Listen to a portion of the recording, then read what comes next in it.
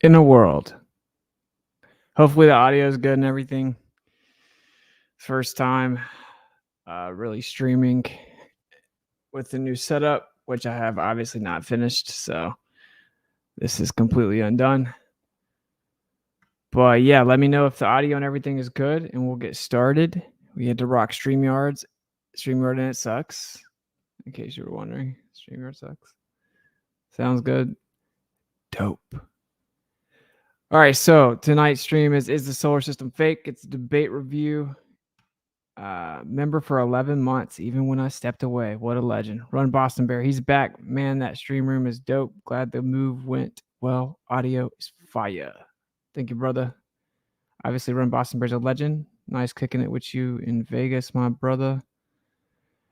Adam, member for 13 months. They keep throwing you their best gestures and fools. Glad you center yourself and know you have a lot of support to outweigh their hate and nastiness. Thank you, brother. Angel, Miss Sweat for 13 months. Let's go. Miss you, brother. Hope all is well. It is all well, and thank you so much for the support, bro. So, yeah, I stepped away. Stuff going on. A lot of people asked me what's going on with my sis. We did find my sister. So that's good. It's just a lot going on. But thank you for the prayers. We found her. And I just kind of had to get centered. It maybe wasn't the best decision for me in other ways, but yeah, it was good. I'm refreshed. We're back at it. So we have a bunch of pretty dope stuff coming up, pretty packed next few months. Tomorrow we have In the Field, and it's going to be dope. You don't want to miss it. It's tomorrow afternoon. I don't actually remember the time exactly. I think it might be 2 p.m. Eastern. 2 p.m. Eastern tomorrow, In the Field. Absolute legend of a guest. Shout out to Alan from Space Odyssey for setting it up. And we'll talk about that in a little bit. But let me double check the time. Yep, 2 p.m. Eastern. So it should be very cool. All right.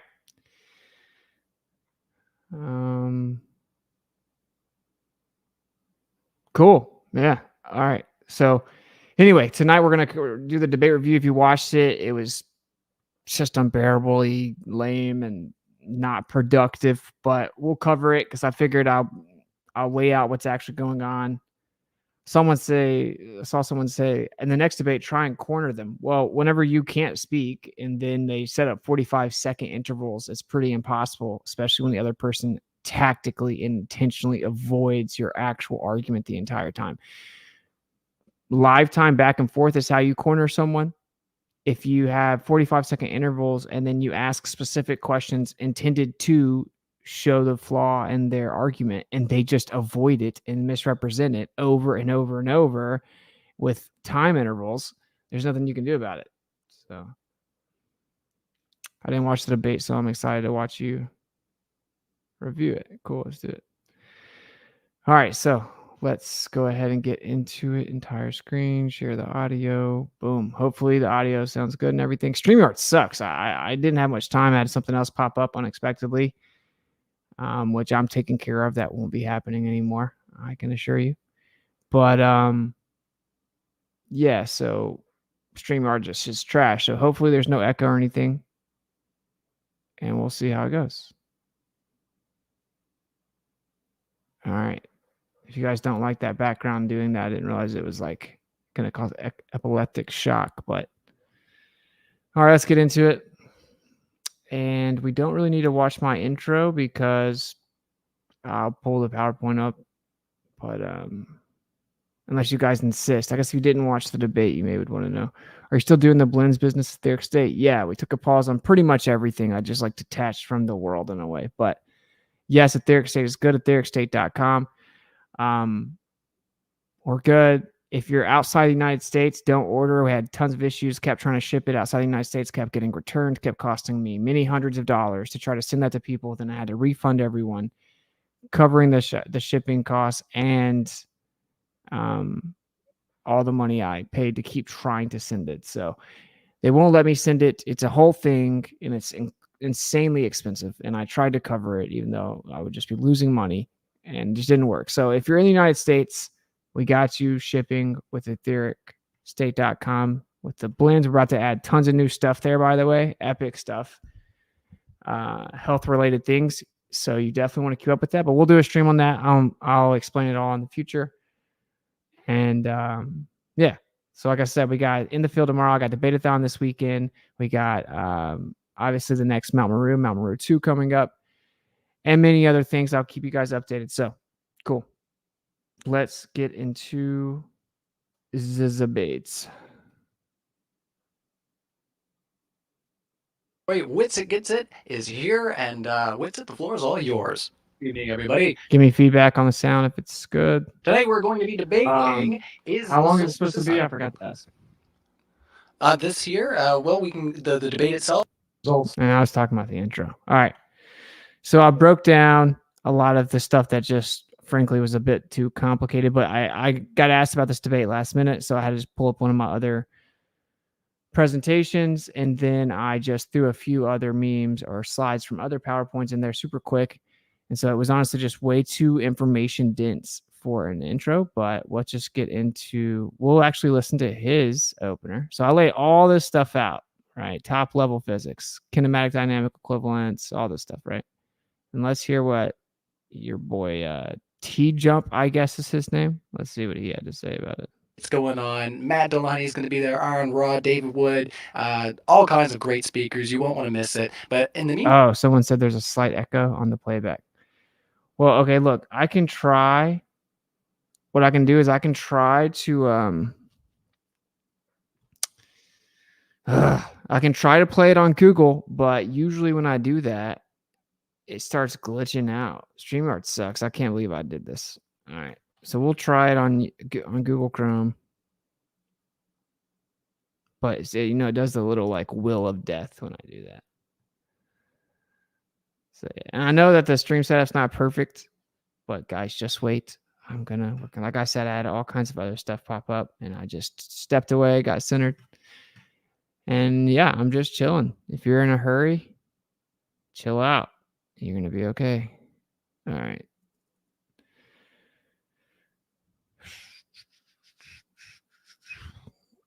Dude, this is one of the most like toxic, just disgusting. Oh man, it was awful. All right. Google Chrome. All right, guys, let me know that you can hear the audio for sure. And we're going to do it this way. Let us know where you're hanging out. We'd love to know where our...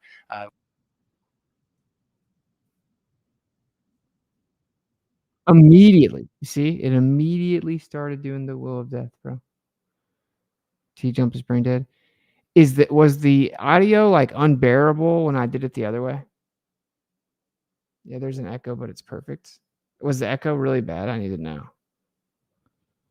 Because you saw it immediately started doing the ring of death here.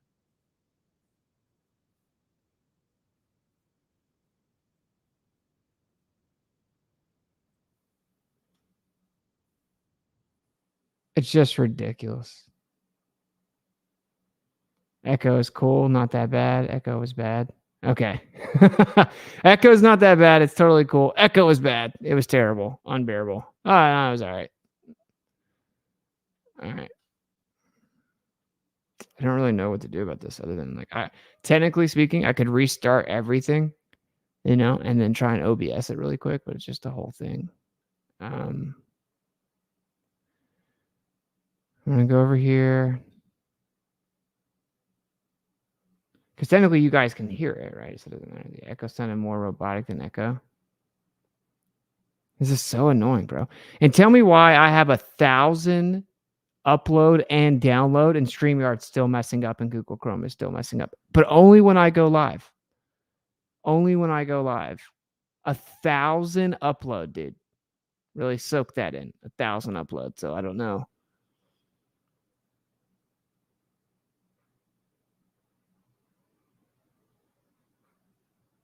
Shalom, bro. Shalom.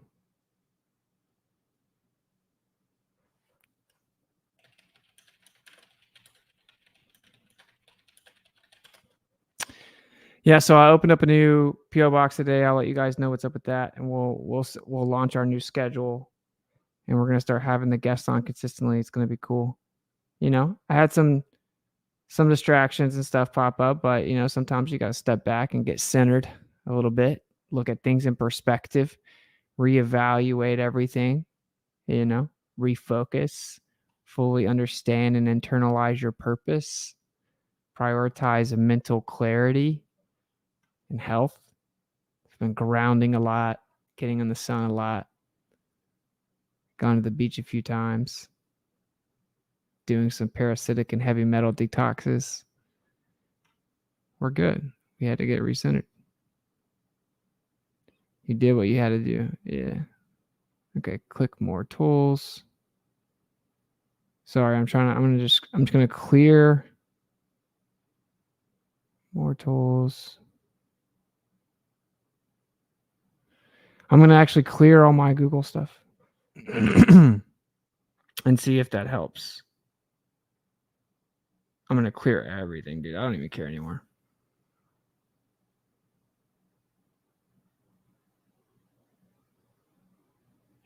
This is gonna be so annoying too because I have to like relog in everywhere. All right, we're clearing the data. In a world, maybe I should just start freestyling. You guys want me to freestyle?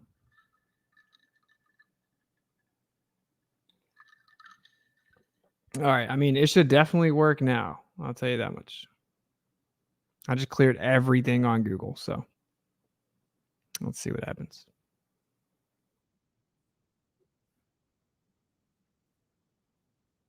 I could just explain that to me. Explain to me how 1,000 upload and download. I just cleared literally everything off of Google Chrome. It's such a joke, dude.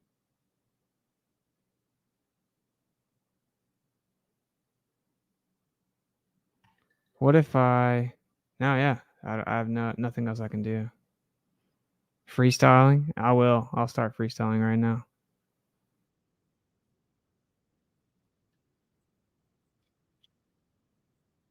What the fuck?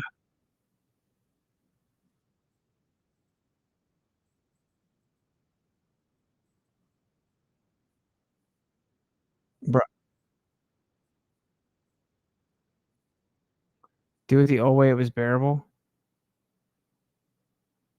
I just hate that I'm like coming back and it's just been like just nonstop waste of time so far on the first stream. The echo was fine. Bruh, I'm just like, and then everyone wants to give me contradictory advice. So funny. All right, we're keeping good vibes, bro. It was fine. Stop kidding to whiners. Yeah, probably should have. It wasted what, like 5-10 minutes at this point.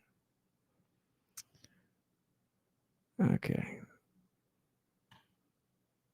Present.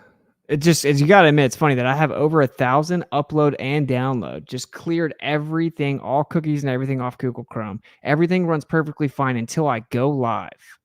As soon as I go live, 1,000 upload. Do you guys realize how fast that is?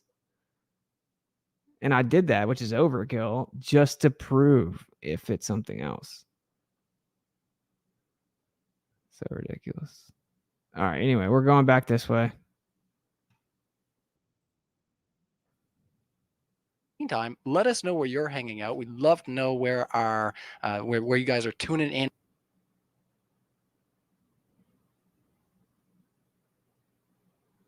from and where you're going to be on November 4th when the debate con is happening. I'm in Nova Scotia right now. Where are you hanging out, Witsit? Florida. Florida? Well, you'll be in Texas in a few days. What about you, T-Jump? Do you mind telling us where you're at? The round earth. He's on the round earth. Well, we're going to hand it over to T-Jump on that. I'll give you guys a head up too, though. So go to no echo. Like whoever said that, it like actually kind of triggers me. But anyway, just so you guys know, you want to go to rokfin.com/WitsitGetsIt because I may delete this stream. This may just be like the people who got here, unless they know to go check Rokfin. I may delete this stream so that the comeback stream will be in the field just because I had to do all of this and waste all of this time for 20 minutes. And I don't want the comeback stream to be like that. All right, anyway, let's do it. Let us know where you're at in the live chat, and T-Jump, 10 minutes on the floor. Yeah, so the debate topic today is the solar system real? And the answer is yes, the solar system is real. There have been numerous methodologies that have been used in order to verify the existence of the solar system in astronomy. There's radio astronomy, infrared astronomy, refracting telescopes, infrared radiation, optical astronomy, high energy astronomy with X-ray astronomy, gamma ray astronomy, UV astronomy. All these different methodologies can be used to... This dude knows all about the gamma rays. Will it be on premium? No. All my Rokfins for free. Leave it up for days so we can save it. Okay. verify and validate many of the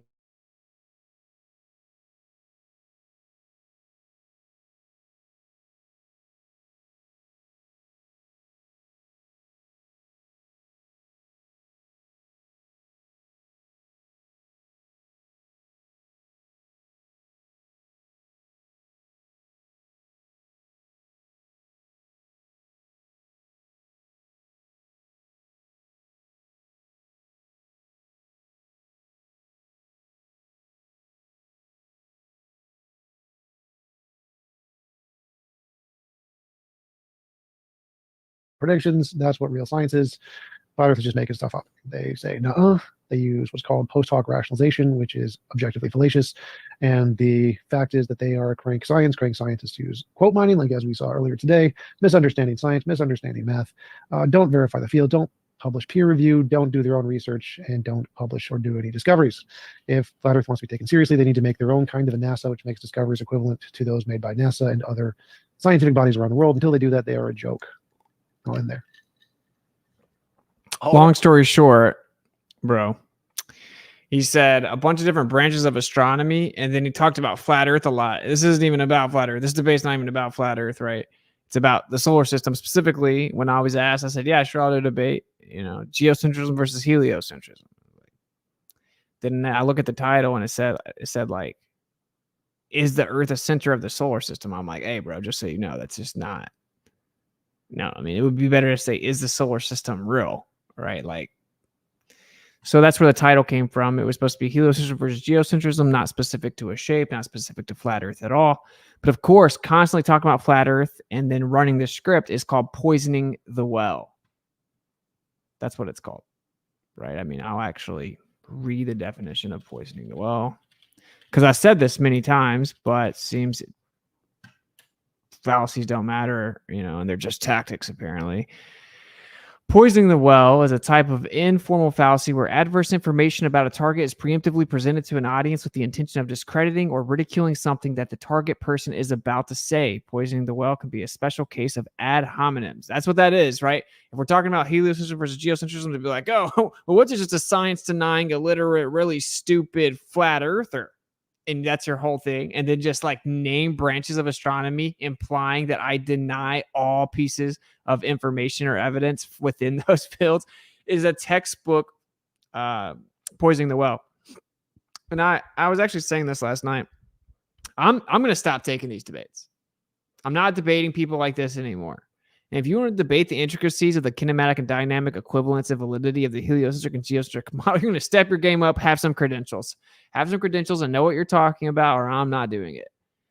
So, yeah, it's that time. What have I been in the trenches for 4 or 5 years now? Anyway, moving on. This dude is just so pathetically, like, fallacious already. It's insane.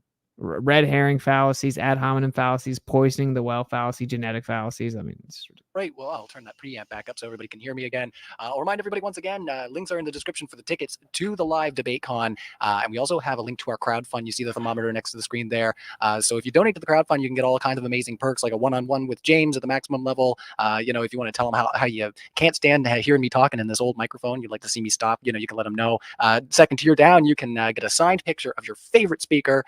So definitely check out those links in the description. I'm going to pull out here, guys. We're going to kick it into an open discussion. We'll put it over to you, Witsit, to respond to what you just heard there.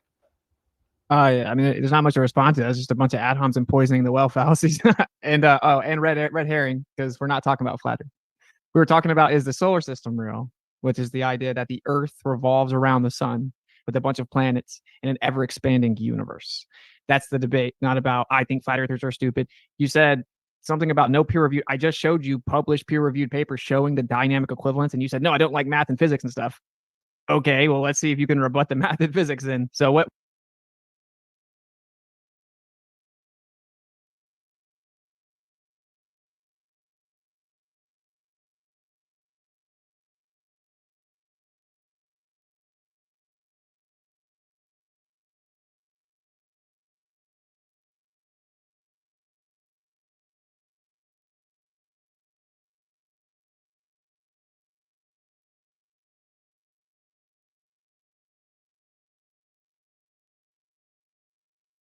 Oh, guys, that was my bad, but you guys just missed it, the work. I just snapped. Anyway, what I was saying is, my bad. I'm a little rusty, okay? We live in a world where people actually think they have intellectual superiority to regurgitate a remedial level of what they have remembered from third grade. Literally, that's the world we live in. We live in a world where someone can barely remember the solar system model and know none of the specifics of what they were taught in third grade. And they think that since they still believe it and a lot of other people believe it, they have intellectual superiority. You ask them, oh, what about the perihelion shift of Mercury? Oh, what about the horizon problem and the flatness problem? What about the accelerative expansion being superluminal and 4 times the speed of light without the energetic antecedent? What about Hubble tension? What about the cosmic microwave background showing an axis of evil and anisotropic distribution? Just all over their head. And they're like, you're so stupid. That's the world we live in, bro. The world we live in is people that don't even understand rudimentary concepts of the solar system think that they have intellectual superiority as long as they think most people agree with them. Anyway, so these are the 2 terms to be very familiar with. Witsit, try downloading and running CC Cleaner. Okay, yeah, maybe. I mean, I had some people pop on Discord with me and we tried to clean up my PC. I don't know what's going on, bro. It's like there's nothing on my PC, plenty of storage. It's a good PC. It's not cheap. Bob helped me build it. Google Chrome's empty. 1,000 download and upload. Like, I'm trying. All right, anyway. So these are the terms to be familiar with. Kinematic and dynamic, okay? In the context of this conversation, you have kinematics. And I've explained this on Relatively Speaking many times, right? But kinematics would be like this. Okay, here's my mason jar. Here's the lid, okay? This lid is going around the mason jar, okay? It goes around it. That's a kinematic relationship, geometric. It goes in a circle around the mason jar. So it's motion, geometric patterns or paths in relation to something else. Kinematics. It's just motion.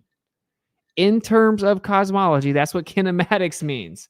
How bodies move in relation to one another. Okay?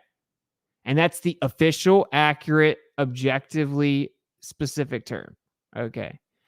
Then you have dynamics. Dynamics, in terms of cosmology, would be, what is the force that causes this to move around the mason jar? So the lid moves in a circle around the mason jar, in a circle around it, kinematics, and then say that this was electrostatically charged and it was moving around it, or it was magnetically pulled around it. That would be the dynamic force. Dynamics is the force that causes the motion, right?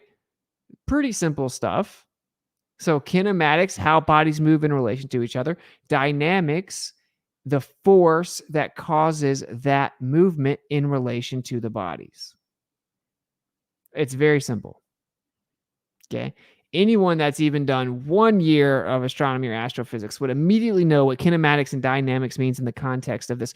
Hence why, despite what you're about to hear this goofball say, when I'm talking to the PhD astronomer that's a professor in astronomy about this, and I'm like, well, what about the kinematic and dynamic equivalents? And he pushes back on the dynamic equivalents, and then I get into the specifics of the real set of inertial forces and the angular momentum being perpetual due to the twice the magnitude of the radially inward accelerative force. And I know that was really fast. It's okay. I'm just trying to make a point that when this is the analogy. I heard this last night. It's a great analogy, okay? This is the way this works. So some of us played basketball in high school, right? You know, I'm white, so I only dunked a few times. I had a decent little shot, but bro, I'm not making it to the NBA. Now, imagine if I really wanted to make it to the NBA, but I just didn't. I didn't even get a college scholarship or anything. You know, I don't have enough melanin to make it to the NBA. You feel me? So imagine if I was sitting in a room, right? Because I tried to make it to the NBA. It was my dream. I didn't make it. And I'm sitting in a room with Kyrie Irving.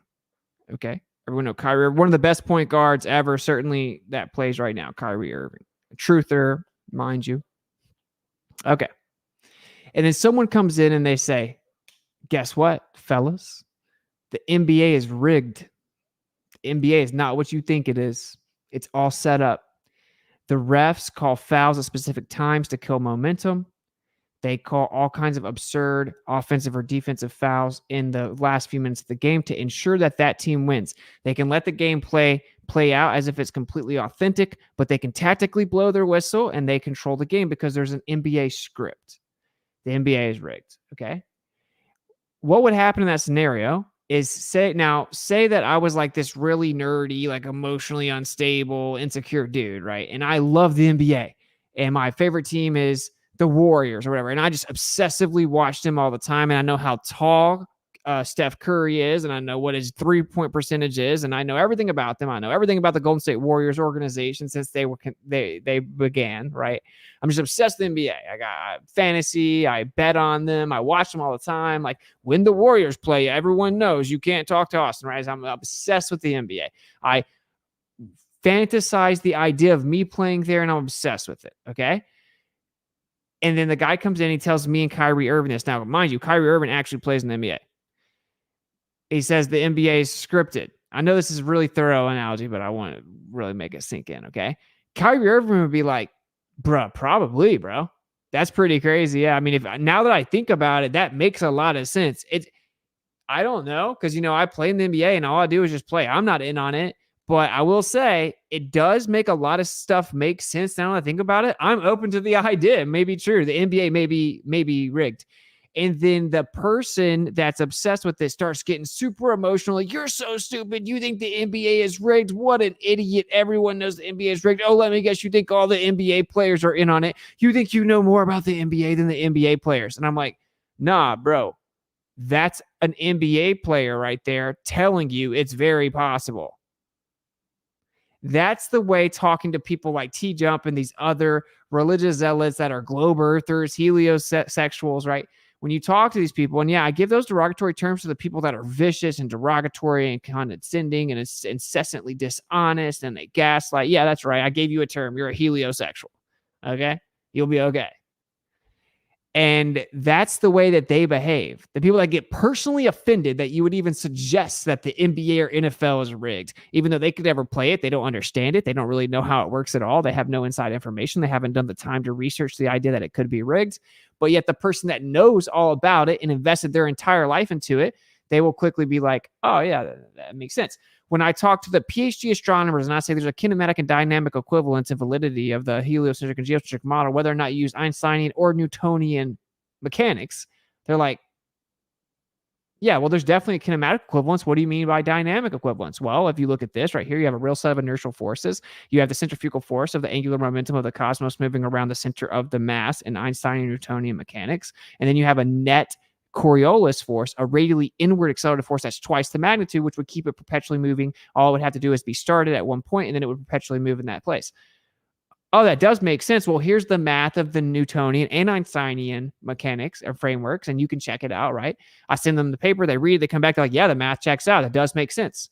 If I believe in Einstein or Newton, I have to concede that it could be that the Earth's in the center, just like Newton in his own words said, and like Einstein in his own words said, and then just actual math and physics within those frameworks prove. Okay. Anyway, I know that was a long time, but I just wanted you guys to see the analogy. Keep that in mind. These are people that are fragilely obsessed with the idea of going to space, and it's their fantasy or whatever, right? So they're personally offended. Also, they typically have some type of childhood trauma where they feel like they weren't accepted. They have a fear of rejection. And the idea, and that's a big deal. And I'm saying I'm even learning about this myself with some of the stuff that's happened in my childhood, right? We carry things with childhood trauma into our adult life, and it actually affects the way that we interact with other people. Like the way that we actually interpret the world is affected by some of these, suppressed subconscious recollections or memories of our childhood trauma, right? And we have defense mechanisms. A lot of these people, which almost everyone in this chat was yeah, that's right. We're coming back and I'm just talking. Everyone in this chat has some type of childhood trauma. What is the sound?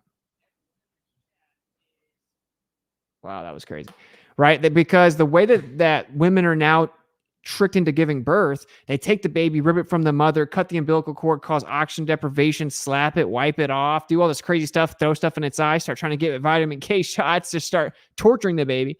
And so subconsciously we have this trauma. We have this trauma with how the mother is told to like sit in an angle that's not good and then press real hard and all this crazy stuff, right? And then take drugs and induce and blah, blah, blah. So we have some childhood trauma, and then a lot of people have more childhood trauma after that, fear of rejection. They feel like their parents didn't accept them or whatever. And so when you talk to some people, when you realize, oh, they're not listening to what I'm saying, they're not having a logical, rational conversation, they're being emotionally volatile, they're not truly thinking logically, they're just impulsively reacting, they're trying to find a way to one-up you or get control over you, get control of the situation. If you step back and re-examine it, and I was talking to Gio about this in Discord earlier, it's very profound. If you re-examine the situation under those parameters, you realize a lot of these people fear rejection, and the mere notion of them publicly stating that they may not agree with the consensus has them freaking out. And I broke all that down because I want you to understand that I'm personally trying to grow in this area when it comes to my own trauma, if you will.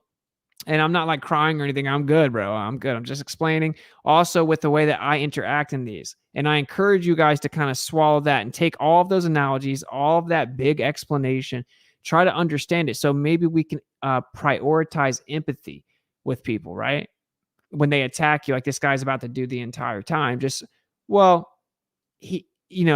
he's publicly in front of thousands of people. We had 1,000 people watching live, right? And the mere notion he would concede any ground towards something that means he's not going to fit in with the majority, that's like a trigger for him. And when you start to look at it like this, man, it starts to make a lot of sense. I know that was a lot, but bro, if you're new to the channel, this is what I do. I just do what I want to do. Okay, so we're going to move on to the debate, but I actually originally paused just to be like, remember the terms kinematic and dynamic.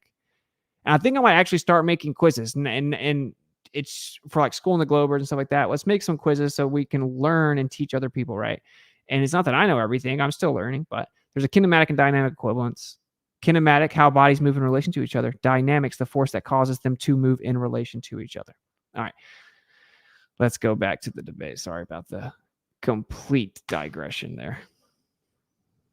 What's wrong with the Newtonian neo-Tychonian analysis of the dynamic equivalence? Or do you not know what that is and we can discuss?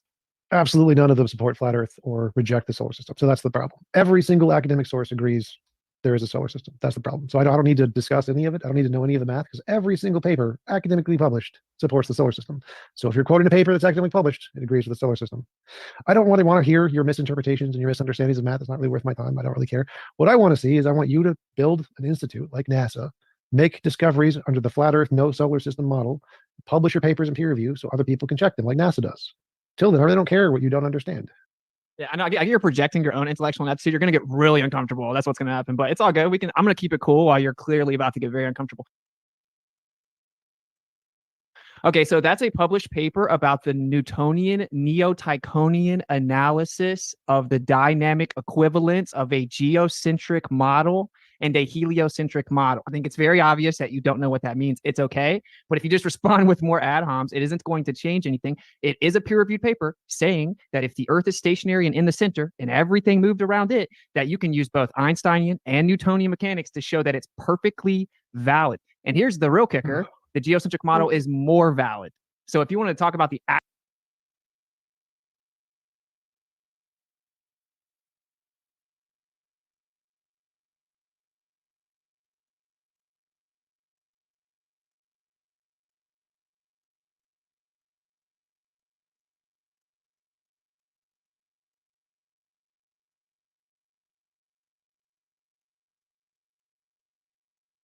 Bro, I keep doing that. I'm so sorry. I'm so sorry. Okay, so let's just break these terms down so everyone understands them. So I said it's the Newtonian neo-Tychonian analysis. Oh, word salad. Like I promise if it has a few syllables, you can do it. It doesn't mean it's word salad. Word salad is chicken 7 yesterday. Why? Okay, that's not what happened. Okay, so Neo-Tychonian, and you guys saw the fake yawn. That's all I really had there was just a fake yawn and dismiss all of it. Tycho Brahe was a geocentric astronomer. He created a model. It's called Tychonic model or the Tychonian model, either one. Tycho, Tychonian, Tychonic. Tycho Brahe, okay? He made a bunch of observations, and he was actually ahead of the game. He was making very precise, meticulous observations of the sky way back in the day. Now, think about it from the perspective of just someone that's like, man, this world is beautiful. It's crazy. Look in the sky. Look how crazy the sky is. And that's the main trick. Most people don't even know. Go somewhere where there's not light pollution and look at the stars. You can't even fathom how many there are. And if you start paying attention, you're like, wait, that's what they call a planet. That's what they call a planet. Wow, look at the moon today. Oh, look, the stars are moving over the course of the year. This is an incredible thing that's above us. What's going on? So he started, way before his time, he started meticulously documenting that, okay? So that's called the Tychonic system. So neo just means new or slightly updated and revised. Neo. So neo-Tychonic, neo-Tychonian just means Tycho Brahe's geocentric model slightly updated based on subsequent observations that required some, little deviations here and there, right, to update the model. Because as you learn new things, you have to make updates, right? That's how knowledge works. Okay, so Newtonian is what you call the framework of physics that people call gravity. Now, I don't believe in that. I know it's not true. The quantum scale has debunked it. I don't believe in Einstein or Newtonian mechanics. But I encourage people to maybe follow suit. The reason that I started prioritizing geocentrism is I found out, bro, if you can't be honest about this and how within your own belief and your own paradigm, whether you believe in Isaac Newton or Einstein or any other variation of gravity now, you have to concede that there is an equivalence of validity, meaning the geocentric model is equally valid. And if you can't be honest and you may not know about it, but then I explain it to you and I show you the evidence and we go through and I break it down. And if you cannot be honest and concede that, why would I talk to you about how the Earth's actually a plane? Why would I talk to you about that, bro? Why would I talk to you about how, they drew a circle around you like the Hunger Games. You can't go past 60th south latitude or explore freely past the 60th north latitude. There's a north warning system that watches you. They give you the map, and it's illegal to patent specific maps for any real practical use unless you follow their rules. Why would I tell you about the horizon being optical and apparent, and the reason things disappear from the bottom up being attenuation and angular resolution falling beneath the reception angle due to the propagation and reception angle? All of these concepts that require time and good faith. Why would I explain that to you? You can't be honest about the motion of the Earth and the alleged motion of the Earth and the geocentric model. So that's why I talk about it now. And I'm giving you guys a heads up right now because I have a lot to say to you guys because I've been gone for a while. So you have to bear with me. This is for the people that enjoy my channel, right? When I start getting on these bigger shows, which I've never really tried to do and I'm about to start doing, and I'm telling you right now, we just manifest that through the ether. I'm going to get on really big shows, okay? And when I start getting on these big platforms, I'm going to prioritize motion. Motion, motion, motion. Is the Earth in the center? Motion, motion, motion. And now you know why. So all of these gaslighting tactics of all of these weirdos that are obsessed with flat Earth but claim it's stupid, which is just objectively weird, even though weird's a subjective term. When they say, Witsit knows the Earth's not flat. He knows he can't defend flat Earth. That's why he doesn't talk about it anymore. He's moving to geocentrism. No, that's not what it is. It's I found out you guys can't be honest. Okay. And I encourage you to approach the conversation with people talking about this. All right. Anyway, so now we have Neo-Tychonian, slightly updated, revised, new, Neo, right? Tychonic, Tycho Brahe, geocentric model from back in the day. Neo-Tychonian. Newtonian is, of course, just Isaac Newton's gravity. Right. And then it got updated by Einstein in 1905 and then 1915, special relativity, general relativity. And that's currently the mainstream adopted one. And that's because Newton wasn't working out, specifically because of Michelson-Morley experiment. That's the main thing that push came to shove. They had to do something. That's why it's called the most famous failed experiment ever. So anyone that dismisses that or doesn't know about it or says it's not important, whether that they're a flat earther or a globe earther or whatever title you want to give people, which I think is a trick, right? If they dismiss Michelson-Morley, they don't understand physics. They don't understand the history of physics and the actual importance of that experiment, that demonstration, if you don't want to call it a scientific experiment, right? That measurement, then kick it. go somewhere else. You just don't understand the way this works. So, okay, so we can use either Newton or Einstein, and we can show what's going on. What my point is that you see that I'm yielding to the other side, Isaac Newton or Einstein. I'm letting them pick, or they can have both of them. I don't believe in either one of them. I can specifically refute both of them with immense precision. Immense precision. Both of them are so thoroughly falsified at this point that at the highest levels of physics in their own paradigm, meaning astronomers, astrophysicists, different physicists, quantum physicists, within their own paradigm of belief, meaning they think the Earth is a tiny speck of dust flying around the sun in an ever-expanding universe, the same authorities they appeal to and say, Witsit thinks he's smarter than all the scientists, right? Those same quote-unquote scientists will tell you the current versions of gravity don't work. And that's why they're proposing modified Newtonian dynamics. I don't just say this stuff for no reason. I don't just do these streams for no reason. I do it because this is important. I do it because it's the truth. And I'm trying to just pass off some of the info I found to you because it's incredibly important. Okay? And so I really hope people soak this in because I didn't make this stuff up. Okay?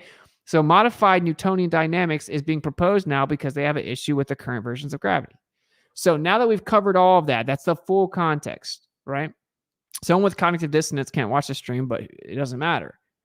Okay, so we step into their realm, into their paradigm, and we critique it. And another important note before I keep digressing, and this may be a long stream, let's be real. Okay, it's important that you're able to still man the other side. You can't claim to be thoroughly confident that you've come to the truth of a matter if you're not able to fully comprehend and even represent and defend the alternative position. It's called still manning. And then when I walk up to some of these people that have been making flat earth videos, anti-flat earth videos for 7 years, I'm like, hey, can you still man a sunset on a flat earth? And they're like, you guys don't even all agree. Stillman has nothing to do with what other people do, okay? There's a position. The Earth's a stationary plane. Can you stillman it? Which means the best that you can come up with to make it make sense. And if you haven't intellectually done that, then you can't even claim to be like actually confident or thorough in your conclusion. It's called stillmanning. Okay, that's what we're doing here. We're trying to pull them into even understand their own model, whether Newton or Einstein in the current cosmology. Okay, I know that was a lot, but there you go. So that's all that when I say the phrase, because that's the name of the paper, right? Something to some variants of these words, right? The Newtonian Neo-Tychonian analysis of planetary motion, or of the dynamic equivalence, is what I said there. That's not word salad. Okay, this is why I will no longer be debating people like this guy. Because it's just a waste of my time. I put too much time into this to waste my time with people like that. And we should all follow suit. Like, it's over, bro. 2023, bro. You know, you got some play in 2017 or something, bro. Like, let it go. All right, let's go back. Sorry, I'm digressing. But I wanted to lay the full, groundwork for those who maybe aren't familiar. Actual subject. There's no way for like 2 straight hours you can just add on me, right? I mean, you got to do better than that. So, like, do you know any of this? Yeah, how about this? Let's do it like this. Can you give me one piece of exclusive evidence that the Earth is moving around the sun? See, this is the example of the post hoc rationalization I mentioned earlier. All pieces of evidence can be explained by infinitely many hypotheses. You can make up fat pixie leprechauns made the world 5 seconds ago and put delusions in us, and that would explain everything. Doesn't make a difference if you can explain the past state. What matters is novel predictions. Flat earthers have 0. Science has 1,000,000. Science wins. I don't really care about your non-published, non-peer review paper that is fake. It's not interesting to me at all. All right, so I'm going to share my screen since he's lied 3 times now. So we're going to thoroughly just have to. Sure, go for it. You can share. Okay, post hoc rationalization, right? No, and it's like, oh, you can explain with an infinite amount of things. This is the truth of the situation. Tycho Brahe explained the observations, okay? And he was the tutor of Kepler, right? Kepler took all of his data. Once he died, he then made a new idea that the sun was singing. This is literally that the sun was effectively making a song, singing a song, creating an acoustic vibration that then caused all the planets and the Earth, which is supposedly a planet, to move around the sun, and that the sun is in the center of the entire universe singing a heavenly song and effectively deified the sun. That's literally what Kepler did. Okay, he took Tycho Brahe's data after he died and then flipped it on its head. So when someone say, oh, well, you can explain it any other way. So basically you're just saying, oh, let me take the heliocentric model and make it. No, they took the geocentric model, and to make it a heliocentric model, they had to add way more epicycles to correct for the fact it didn't work. Way more. It was way more complicated, less elegant, and less adaptable than the geocentric model. And all of these specific phrases I've articulated that people call a script, because I clearly do have them memorized. It's not a script. Say that phrase to anyone that's intelligent and has good faith, and it is irrefutable. Okay, moving on. Go ahead. So now we're going to show the paper that's fake. The paper's Yep. fake, and it's not peer reviewed. Just remember that was his response. I'll give you a second there to get your screen share up. Yeah, let me find it. Excellent. I mean, I don't know what. Can you not just admit maybe you haven't read the paper? You know, like why? I'm pretty sure I debated the guy who wrote it actually on Really, my Luka channel. Popov? You debated a Pretty PhD sure, astrophysicist? pretty sure. That's crazy. He's never read the paper. He claimed it was fake. Then he claimed that he debated the person that wrote it, even though he just claimed it was fake and not published. And there were people claiming this dude won the debate and was destroying me, and I got wrecked. Hand wave dismissal of the paper, right?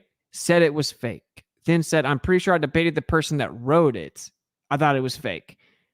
Well, what does fake mean? Is there a new term? And it said it wasn't published. It was published by the European Journal of Physics. Wow. You debated the PhD. Well, do you have the paper yet? Are you gonna pull up the paper? Oh, you're calling me out for lying? Back to the paper. Can you admit you don't know anything about the paper? Are you gonna pull it up or not? Yeah, Like I've read a number of these fake published papers about geocentrism from a number of people on my channel, and they're all fake. So please pull it up. Okay, this is hilarious. Yeah, let's bring up the paper and discuss the I paper. will. I think I that'd have be to fun. look up the paper. Yeah, I have to look It's up all the good. paper. Take your time. I keep getting the screen switched over there. Ooh, I better get the ticker back on. But once again, everybody hit the like, hit the sub, and we're gonna carry on here once Okay, Witsit's so got his just to info show there. the name of the paper real fast, I have to look at my PDFs. We'll show the name again because everyone's got Google. A link? You know, conveniently, it is 2023. Everyone's got Google. I don't know why it's not showing the screen shares.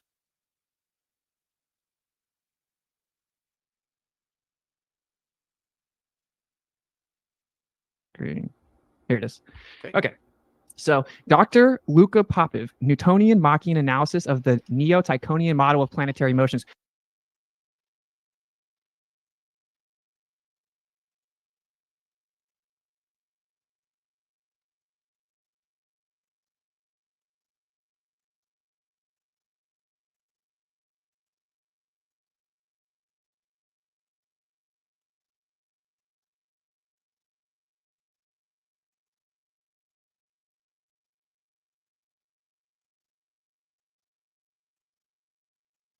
Sorry, I did it again.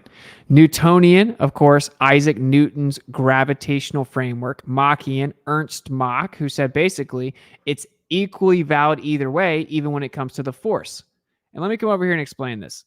What Ernst Mach did, right? So you have Newton, and then you have hundreds of years later, Ernst Mach comes by and is like, okay, you guys overlooked something. Isaac Newton didn't even think about the rest of the universe. So sure, in Isaac Newton's theory, if the sun is this big, it's not. Okay, assuming that the sun is this big. And yes, that's right. We have to go into their world and destroy it and shatter the illusion to bring them out. And that's why I talk about geocentrism so much now. Okay, say the sun really is this big. It has this much mass. Well, according to gravity, yeah, I'm rusty. I'm sorry. According to Isaac Newton's model, his gravitational framework, you have the sun so big, logically speaking, all the planets that are way smaller than the sun are going to move around the bigger mass. Okay, so sure, according to his framework, if you assumed it was true, Newton's gravity, then yes, the sun would be in the center and everything would move around it. But Ernst Mach came around a few hundred years later and he said, whoa, you guys have all overlooked something that's very obvious. Newton assumed the sun was in the center of the entire universe. He didn't even account for the rest of the universe, right? So if you actually account for all the mass and the whole rest of the universe, the rest of the cosmos, right, then it would actually just all move around the center of mass, whatever that is. It wouldn't all move around the sun. He assumed that your universe was absolute and fixed, like a background that doesn't move. And he didn't count for anything outside the solar system. He assumed the sun was in the center of the whole universe. So when you apply his framework again, understanding that that isn't the case, because at this point we had made many more astronomical observations where we saw distant galaxies and all this different stuff in the sky. The sky is huge. It's a huge expanse of things inside of it. He's like, if you actually apply his own theory, his own math, his own alleged physics, whenever you account for the rest of the stuff outside the solar system, it shows the Earth could be in the center and the whole entire cosmos could move around it. And his dynamic force theory is satisfied with this geocentric Earth. Okay, so that's what Ernst Mach did. He came along and was like, you guys are tripping. You didn't realize he didn't even count for the rest of the universe. And then Einstein was like, whoa, Ernst Mach is correct. We're tripping. We didn't think about it. Because you have to acknowledge if you actually examine the math. If you examine the math of the Newtonian framework, you have to concede it. That's what Mach did. I just wanted to make sure you guys know that's what Machian means. So when you apply this revelation of Mach with Newton, the Newtonian Machian analysis of the Neo-Tychonian, so a slightly updated and newer version of the Tycho Brahe model of geocentrism. So the Newtonian Machian analysis of the Neo-Tychonian model of planetary motions, which obviously speaks for itself. You see that even just the title of the paper requires understanding and historical contextual grasp of the concepts. This was, of course, published in the European Journal of Physics. Now, what I know, and I actually think I'm going to soon be receiving one of his follow-up papers that didn't get published, is he wrote this, but he presents the paper. He doesn't say like, oh, I think it is geocentric or that geocentrism makes more sense. He just shows, well, actually, if you re-examine what Mach said, according to Newton, if you actually look at it, it is viable. He was just showing the math and physics really briefly and concisely, so they published it. He then tried to publish a follow-up paper that was much more in-depth, clearly suggesting that geocentrism works better. And they refused to publish it and tried to intimidate him away from publishing any subsequent papers. And then they started smearing him all over the internet, which is where you're going to see he looks up some paper from Cornell or whatever, some peer review, slamming him and bashing him and calling him a crank and discrediting him, which is a genetic fallacy, right?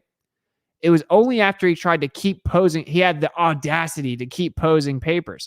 They looked at it, realized, oh, this all checks out, and then they published it in the European Journal of Physics. That's what actually happened. I'm going to get the second paper. Don't worry. We'll get you some eyes on your paper, brother. Then we appreciate you for having the balls to go against these just like dumbed down, conformists. Just to make sure everyone's clear, your current rebuttal is this paper is fake. Is that correct? Yeah. Okay. And then let's go to the next one. The next one here. This is an entire book. Okay. Relational Mechanics Books by Andre Assis. published papers. Is this also fake? Yeah. So the fake books aren't published papers, so anybody can publish a book. It's not just anybody. It's a professor in physics. By the way, if you tote the party line, anyone can publish a paper also. Just in case you didn't know, there are some of the stupidest papers ever out there. I have a peer-reviewed paper about how peer review sucks and is stupid and a super flawed process, and that it only pushes through things that conform to the current consensus. And then it goes into detail about how the current consensus has consistently been wrong. And the entire idea of peer review is that you're supposed to be embracing new ideas because science challenges the status quo. That's why peer review is flawed. I have a peer-reviewed paper showing that peer review is stupid. Okay. And then if people can propose all of these absurd ideas, as long as they fit within assumptions that are not even accurate, then that isn't any type of standard of qualification. Like, oh, it can't be true unless it's peer reviewed. That's ridiculous. It's ridiculous. And it's so funny because I have a peer reviewed paper explaining the flaws with peer review. Okay. Now, this isn't just some random dude that wrote a book and anyone can publish a book. This is a professor of physics and mathematics. And it's not that I don't care who he is. I'm not appealing to the authority of Luca Popov or Andre Assis. I think that's how you say his last name. I don't care. I don't appeal to authority. Your credentials don't mean anything to me. Come debate me live on stage and don't interrupt me. And let's see the last man standing. Ideas win, not status. I don't care that this dude's a professor of physics and mathematics.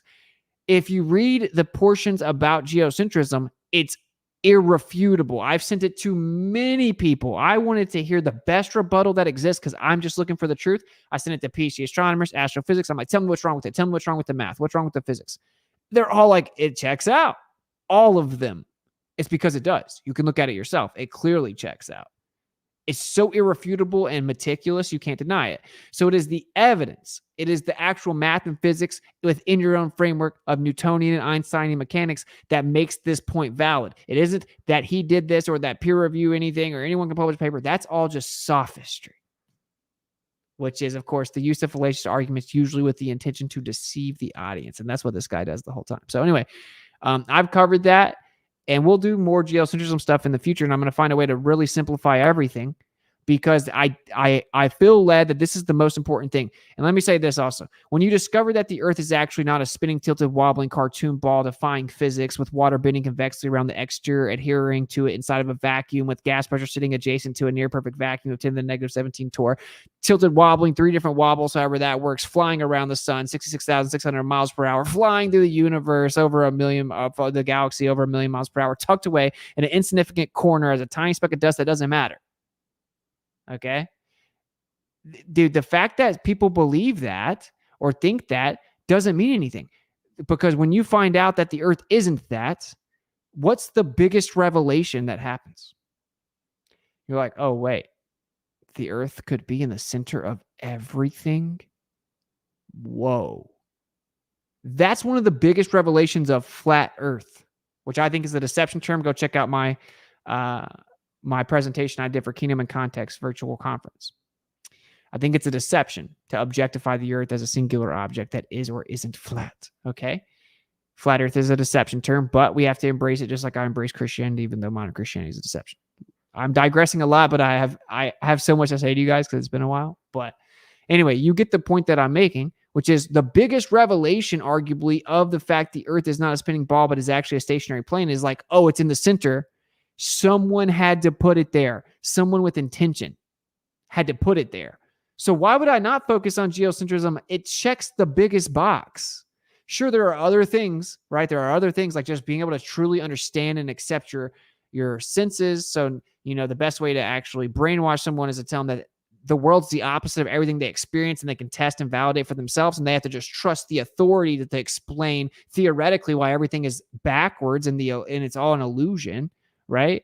And yes, they are hiding land and trapped you in like the Hunger Games. And there are many other things. But arguably the biggest thing you find out is that the Earth is actually in the center. It's stationary. It's placed there in the middle of everything moving around us, which means someone had to place it there. Intention, intelligent design, right? Specific intent is the antecedent. That's why geocentrism is super important. And everyone should learn about some of this stuff. And that's why no one's going to convince me to stop talking about it. They're like, oh, the Earth can be a globe. That's what's up, bro. Okay. I'm trying to change people's lives. That's why I do this. It is a terrible financial decision for me to make this my job. Okay. It's terrible, like emotional, like calmness or whatever, like serenity decision for me. Right. I do this to change people's lives. And that's why we're going to talk about this. All right, moving on.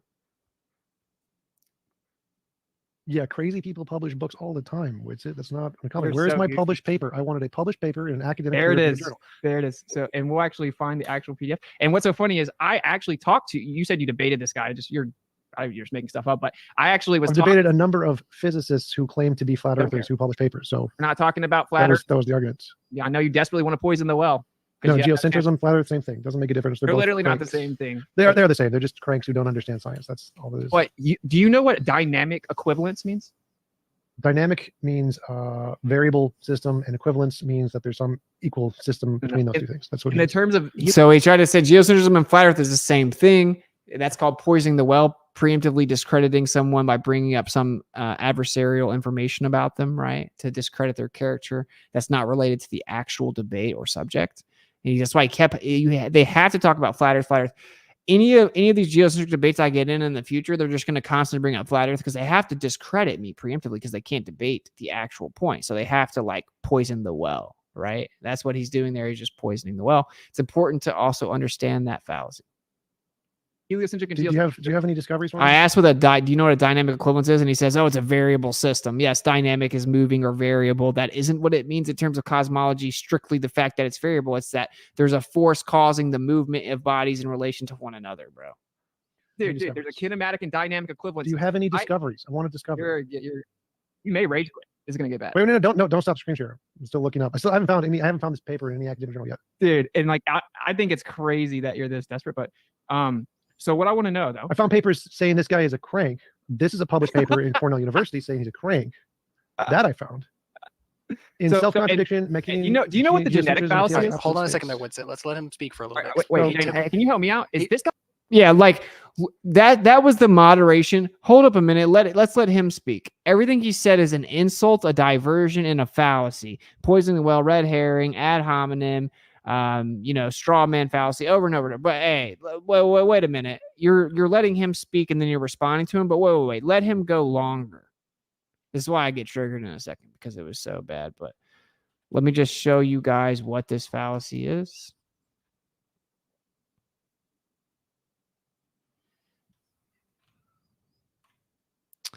The genetic fallacy is the act of rejecting or accepting an argument on the basis of its origin rather than its content. Under the genetic fallacy, we judge a claim by paying too much attention to its source or history, even though this criticism is irrelevant to the truth of the claim. This is a very remedial fallacy. Okay. Moving on. Guy debating right now, or am I tripping, or is he just insulting the whole time? Maybe you can help me out. Well, he has had a lot less time to speak as for right now, so I'm going to let him have the floor. Wasn't my question that he's not, is he debating or insulting? Wasn't that my question? Where he had his thoughts. So over to you, T-Jump. So this is a paper that shows he's a crank. Luka Popov has attempted to advance Machian physics by maintaining that the heliocentric system must be replaced by Tycho Bream's geocentric system. We show that while geocentrism relies on Mach's contention that accelerates a relative, this contention is unstable because blah, blah, blah, blah, blah. This is just shows he's a crank. So yeah, he's a crank. Right when he got to the point of this paper's wrong because of, he stopped. He's like, blah, blah, blah, blah, blah, because he knew he couldn't debate that part. That would be the point that's important. If you're like, oh, well, the paper he wrote is wrong because here's what's wrong with the math and physics, then you would actually be debating. Then it wouldn't be a genetic fallacy. But to be like, oh, this guy's a crank, and since this paper says he's a crank, we can dismiss him entirely. We don't even have to look at the paper or what it says. It's a textbook genetic fallacy, which is just very dishonest, as are ad homs, poisoning the well, and strawmans. Have any actual discoveries for me? Yeah, so he's got nothing. And I'm not gonna lie, like this is maybe In self-contradiction, Machian geocentrism Where's the entails mod now? absolute space by Herbert Harmon, actual published Wow. peer-reviewed Cornell we University. only mod one way. I guess T-Jump has all the juice or something. Well, no, I have asked multiple times. Do you have? Yeah, like he immediately interrupts me, and then the mod says nothing, and like, well, why are we acting like this guy is some legend? I refuse to debate. Look, I'm saying it right now, and I want to make sure everyone can see me while I say it.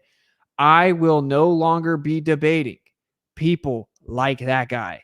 Okay, either you're informed on the subject, intellectually honest, have good faith, and are respectable, or at the least have applicable credentials. Period. It's not wasting my time anymore. Have any Was discoveries? I? For me? Can you just? You look really ridiculous. You're interrupting and ad homing the whole. Is that a no? Well, let's let him respond to that point there, and we'll try to carry on from there. And once again, if you can, for our audience, Witsit, tied into how this shows that the solar system is fake, just to remind our audience Right, how I'm we're trying. tying all this together. Okay. And you can And in the screen now share it's now. just So I've going to shown talk he's a, again, No, right? it's Yeah, it's just so funny. Gotta go watch. We'll watch the rest later. Love your content. What's it? Happy Halloween. Thank you, much love. And I don't celebrate Halloween, bro. That's demonic. The screen share, if you don't mind. in- Sorry This is bad. This better change, bro, because it's not worth my time to come here and do this. To be interrupted and insulted the whole time. This dude, clearly he's uncomfortable. He knows nothing about. Can you this. get on with the point? Because I know you don't know how to debate, but if you could get on with the point, that'd be great. Okay, It listen. then go. says, I don't know how to debate, bro. Any discoveries? Interrupt me. All right, just 1 second Don't- there, T-John. I don't want to put you on mute, but I'll have to let him respond just right quick, and then we'll pass it back to you. Don't worry. Oh, actually, what's it? Okay, so He all was he's had so so far nervous. is poisoning the well, ad homs, red herrings, and then a genetic fallacy. So when we're talking about this published paper, he claimed there's none that exist and that it was fake. Now I've shown the whole room what it is. I now have the actual PDF pulled up as well. It's a real paper by a real physicist, okay? And it has all the math and physics in it. So a genetic fallacy is where you discredit the information or argument based on the source of the information. It's very remedial. It's a very remedial fallacy. If you want to actually dispute the physics or math, we could happily do that. But I think that this is a tactic because you don't know them. The point is that if the Earth is in the center of the cosmos and everything was moving around it, there is a dynamic equivalence. Do you know what that means? So Witness again just showing he's ignorant of all of the topics, all of the field. He's saying, "Oh, hey, look, a crank published a paper, therefore it's correct." Dude, it's the 7th or 8th time I've asked him about the dynamic equivalence. I opened up with it. I've asked it the entire time, and he literally avoids it like the plague the entire quote-unquote debate. Not how science works, so he doesn't know that. But again, the thing Right back to the he's a crank after I told him it was a genetic fallacy. This dude is just abysmal. asked for is, where are your discoveries? My discoveries. NASA Perseverance rover landed on Mars in February, exploring the crater, and has made significant discoveries, including identifying the presence of ancient river deltas and collecting rock samples, and will return them to Earth. This is a discovery. Where are your discoveries, Flurf? Okay. Yeah. And like, I can't believe you guys allow this. But anyway, so we're not talking about flat Earth. I know that this is, you're desperately I asked a question. Can you stop interrupting me? No, I asked a question. I want an answer to my question. Where are your discoveries? Okay. Don't interrupt me. Be a big boy. No. All right, if we do need to What go is going into- on, dude? Because if we I will do- actually leave. This dude doesn't have juice over me where I'm like so beneath him I can't speak. Well, I was gonna say, if we do need to move You into are. like a 1 minute back See? and forth, if we need to move into 1 minute back and forth, if you guys are already Well, there's no spicing- back- Like I feel bad because I kind of started to like, I kind of lost my cool there, but like, am I tripping, bro? Interrupting me? No, I asked a question. I want an answer to my question. Where are your discoveries? Okay. Don't interrupt me. Be a big boy. No. All right, if we do need to What go is going into- on, dude? if Because we I will do- actually leave. This dude doesn't have juice over me where I'm like so beneath him I can't speak. Well, I was gonna say, if we do need to move You into are. like a 1 minute back See? and forth, if we need to move into 1 minute back and forth, if you guys are already Well, there's no spicing back and up forth. No, I'm not interested in hearing your words right now. What I want is an answer to my question. Where are your discoveries? I don't want to There hear are your. people here that your- like this guy. Okay, where are your discoveries? You have to answer the question. If you don't, I interrupt you. That's how it works. Where are your Interesting. discoveries? But you ignored 5 questions I asked. So you don't have any discoveries. And if I I were just to listed pretend- one why are you interrupting me again, because you lied. So I listed one. Perseverance rover discovered bro? significant What? discoveries, including identifying the Perseverance. I'm gonna have to speed this up. And the point was obviously he didn't personally discover anything, right? He's claiming that NASA went out in space and discovered something. I said, first of all, you don't have any discoveries, and you interrupted me again, obviously. river deltas and collecting rock samples. There you go. There is one discovery. So you lied. There's a discovery. Where are your discoveries? I promise you, and I'm saying this so James can see it, if the rest of this debate is this dude condescendingly interrupting me every time I speak, I will not come back on modern day debate. That's a promise. It would be better for it. Where are your Just discoveries? so you know, I promise because it's Answer not, the question. I'm trying to. Well, yeah, Okay. I was just say, let's. I'm let's let literally answer the waiting question. for you to answer the question. without like hyper analyzing. Let's just see if we can answer the question. And He actually corrected me right then without hyper analyzing, right? Because I had to say, bro, I will not come on this platform anymore. If you think I have to come here and then be so disrespected that I can't speak. He said, oh, well, without hyper analyzing, are you kidding me? Like, bro, do better. Be on from there, guys. You're actually advocating what he's doing. That's pissing me off. I'm gonna leave. So, Any day. Any day. You've Okay, had 5 I- minutes. bro, you said my discoveries. Where are your discoveries? Yes. First of all, don't interrupt me. First of all, you don't have any discoveries. I literally just All right, listed just them. 1 second there, T-Jump. We'll just have to let him respond. So I quit. So laughably immature. Everything that you listed isn't exclusive to heliocentrism anyway. So if I pretended, oh, you have all those discoveries, or, oh, Perseverance on Mars, oh, there's a rover on Mars, everything you named. Ryan's always high AF. Don't blame the moderator. What? The moderator's supposed to specifically prohibit and prevent exactly what this guy's doing. Isn't exclusive to Which, to be fair, he does eventually do that. That's why I gave him a shout out at the end of the debate. heliocentrism anyway. Okay, so now that we debunked that, here are my discoveries. The fact that in 19 So watch, and so first time he brings up a discovery, what do I say? First time he brings up a quote unquote discovery of NASA, what do I say? immature. Everything that you listed isn't exclusive to heliocentrism anyway. Okay, which I've already explained because there's a dynamic and kinematic equivalent. So if you think that some type of rover went around the sun, went to Mars, went to Jupiter, went around Venus, that wouldn't even prove that geocentrism's wrong and heliocentrism's right, because there's a dynamic and kinematic equivalence within your own paradigm, meaning the way the bodies move in relation to each other, the force that causes them to move in relation to each other is equally valid from a geocentric position. So if I went to Mars or I went around the sun, I wouldn't be able to tell if it's the sun going around the earth or the earth going around the sun, or if the planets are going around the sun and then the sun moves around the earth. I wouldn't be able to tell that because relativity says they're interchangeable from your own position. You would never know. Is this very basic stuff. So claiming that someone sent something out into the solar system in no way proves the quote unquote solar system. If something did go out into quote unquote outer space, it doesn't prove the heliocentric model. Obviously, I don't believe any of that. It's unverifiable. It's ridiculous that people think, oh, I can just say NASA claims to have done this, therefore I'm right. It's absolutely ridiculous and incompetent. But even if I grant them, the reason I do this, it shows how intellectually dishonest. You see that we were tricked when we try to talk to these people about the horizon and all this different stuff. We're trying to talk to them about flat earth as if they have good faith. They're dishonest about everything when it comes to the model. It's because what you're going up against is people can't accept the mainstream model may be wrong. Any of it, whether that's relativity, whether that's the solar system, heliocentrism, or the fact that the Earth's a sphere. None of it. Okay, so you have to understand he can't even concede that you just give it to them. Okay, let's pretend Isaac Newton is legit. Let's pretend Newtonian gravity is legit. Let's pretend Einsteinian gravity is legit.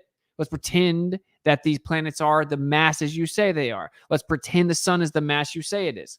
Let's pretend the universe is as big as you say it is and everything is far away as you say it is. Let's pretend it's a vacuum. Let's pretend NASA actually sends stuff into a physics-defying vacuum. Let's just pretend all of that.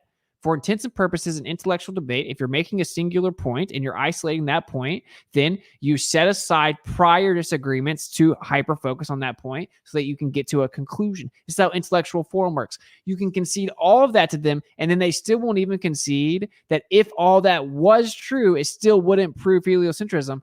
Why would you talk to this person about how the fact that radius value is falsified? Like, are you serious? I'm just saying, we were like, it's a trick. It's a trick. It's ignorant and unwise. And I realize that. And that's why I now talk about this so much. I realize it's unwise to talk to these people about flat earth, bro. It gives them so much undeserved and unearned ammunition to strawman and like basically poison the well and put you in this little bottle of this term called flat earth. That's the trick. And that's why we haven't won yet. And I'm about to change the game. I'm not doing that anymore. We're going to watch what happens in the next year. Just watch what happens. Mark my words. So if I pretended, oh, you have all those discoveries, or, oh, perseverance on Mars, oh, there's a rover on Mars, everything you named isn't exclusive to heliocentrism anyway. Okay, so now that we debunked that, here are my discoveries. The fact that in 1933, Fritzowicki saw that the actual relativistic prediction of the galaxy clusters needing 99% more mass. Seeing someone says, no pretending, that's the problem. No, the problem is that a lot of quote-unquote flat earthers have such an ego and they've memorized their script that they've heard from certain people like FED, that they have to just repeat the script, and they can't actually walk people through waking up because you're not trying to wake people up. You're just trying to be right, and it's ego. If you actually want to change someone's life and wake them up, you're going to walk them through it. Walk them through it. See, M. Ball's in here just saying BS. He's tripping out. He has cognitive dissonance.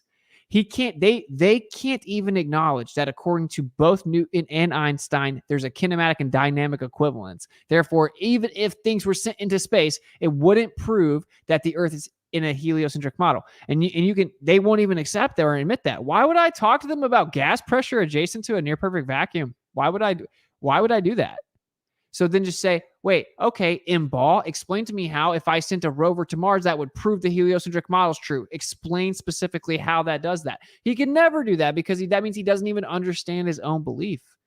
You have to do this. You have to beat them at their game. You're dealing with dishonest, grown men that are suffering cognitive dissonance and are crying out due to CPTSD, childhood trauma.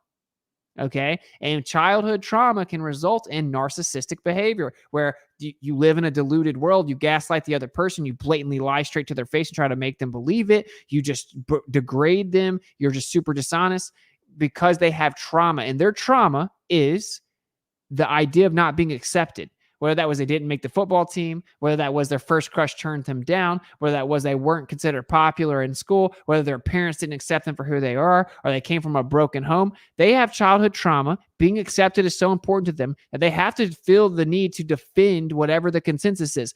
This is how we change the game, understanding the psychology of it and then forcing intellectual honesty at the first step of motion.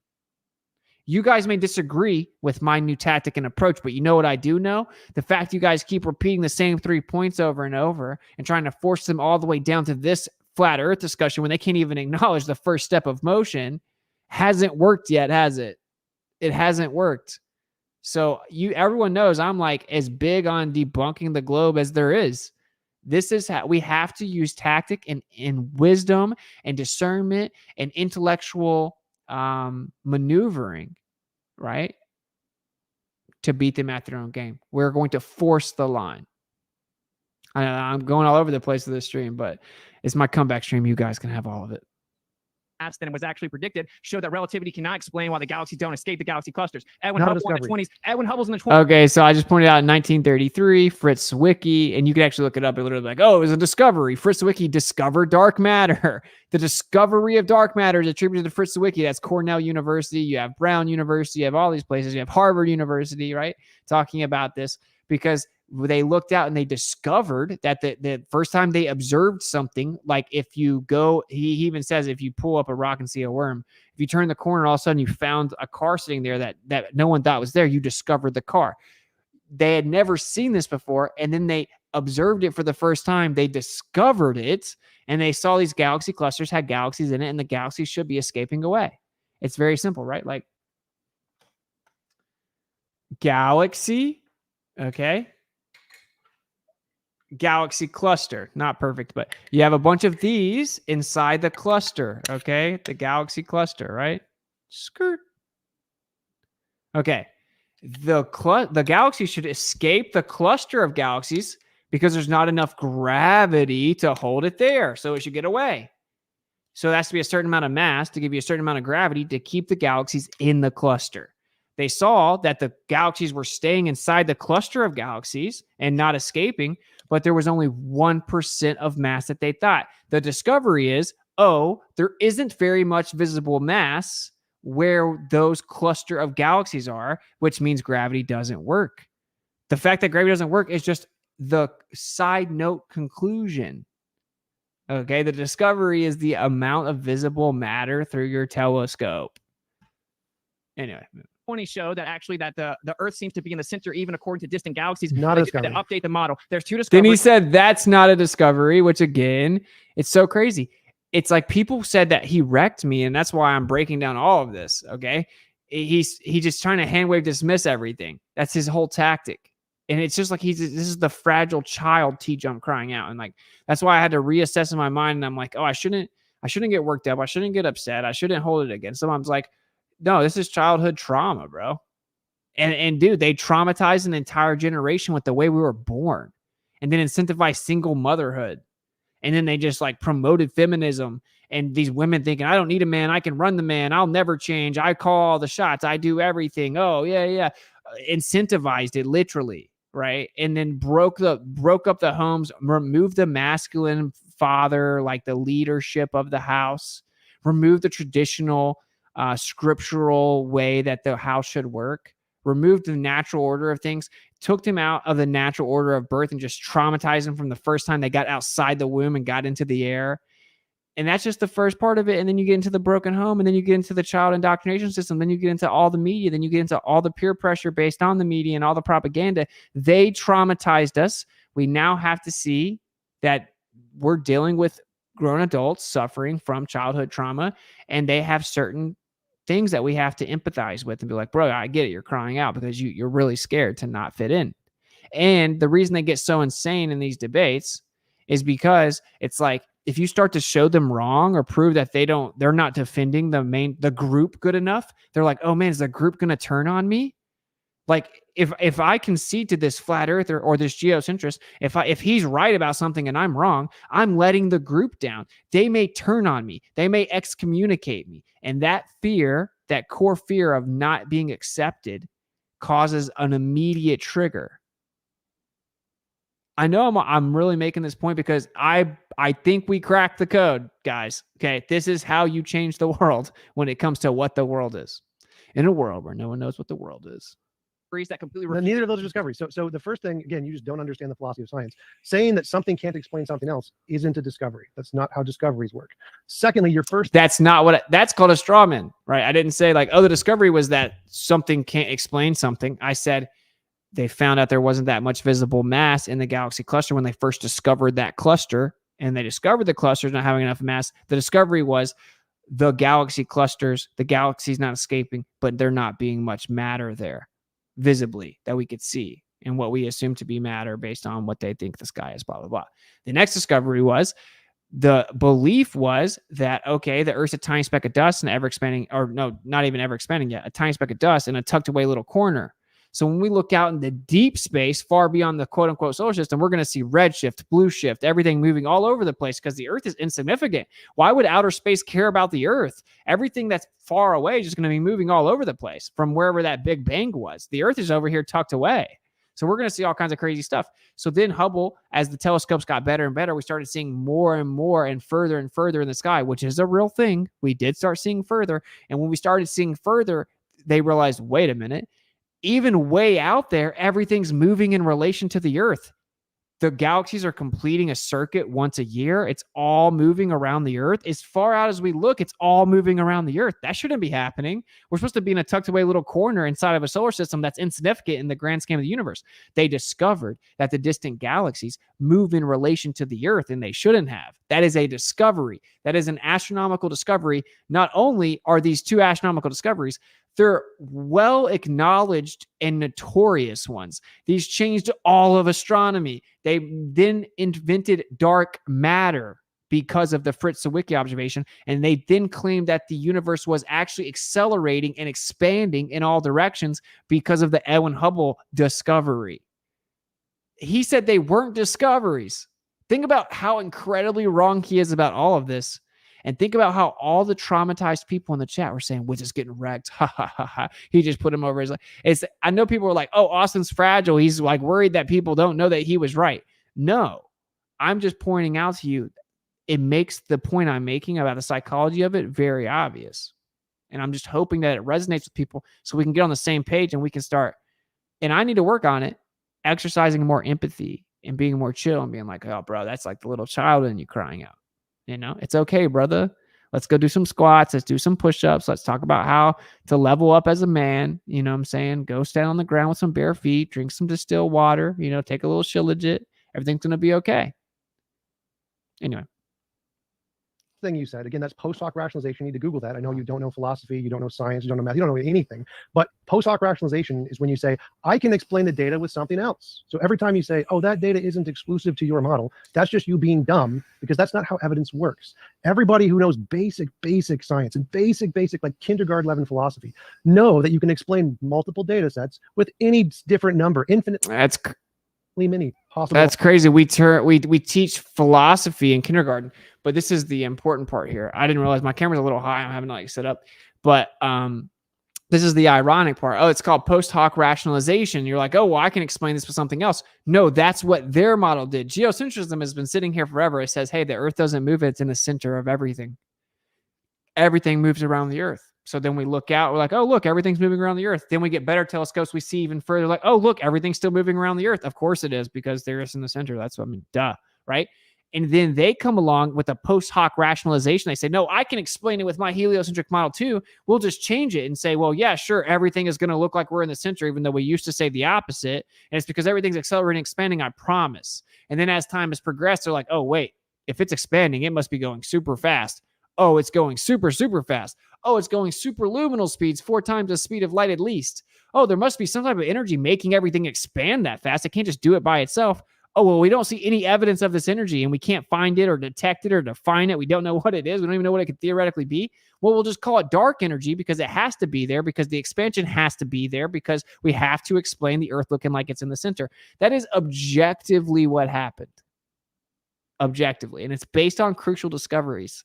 So you want discoveries. Those are the discoveries that verify geocentrism and falsified heliocentrism, along with Michelson-Morley, cosmic microwave background, Vera Rubin in 1955, whenever she looked at the galaxy rotational speeds. There's a million things.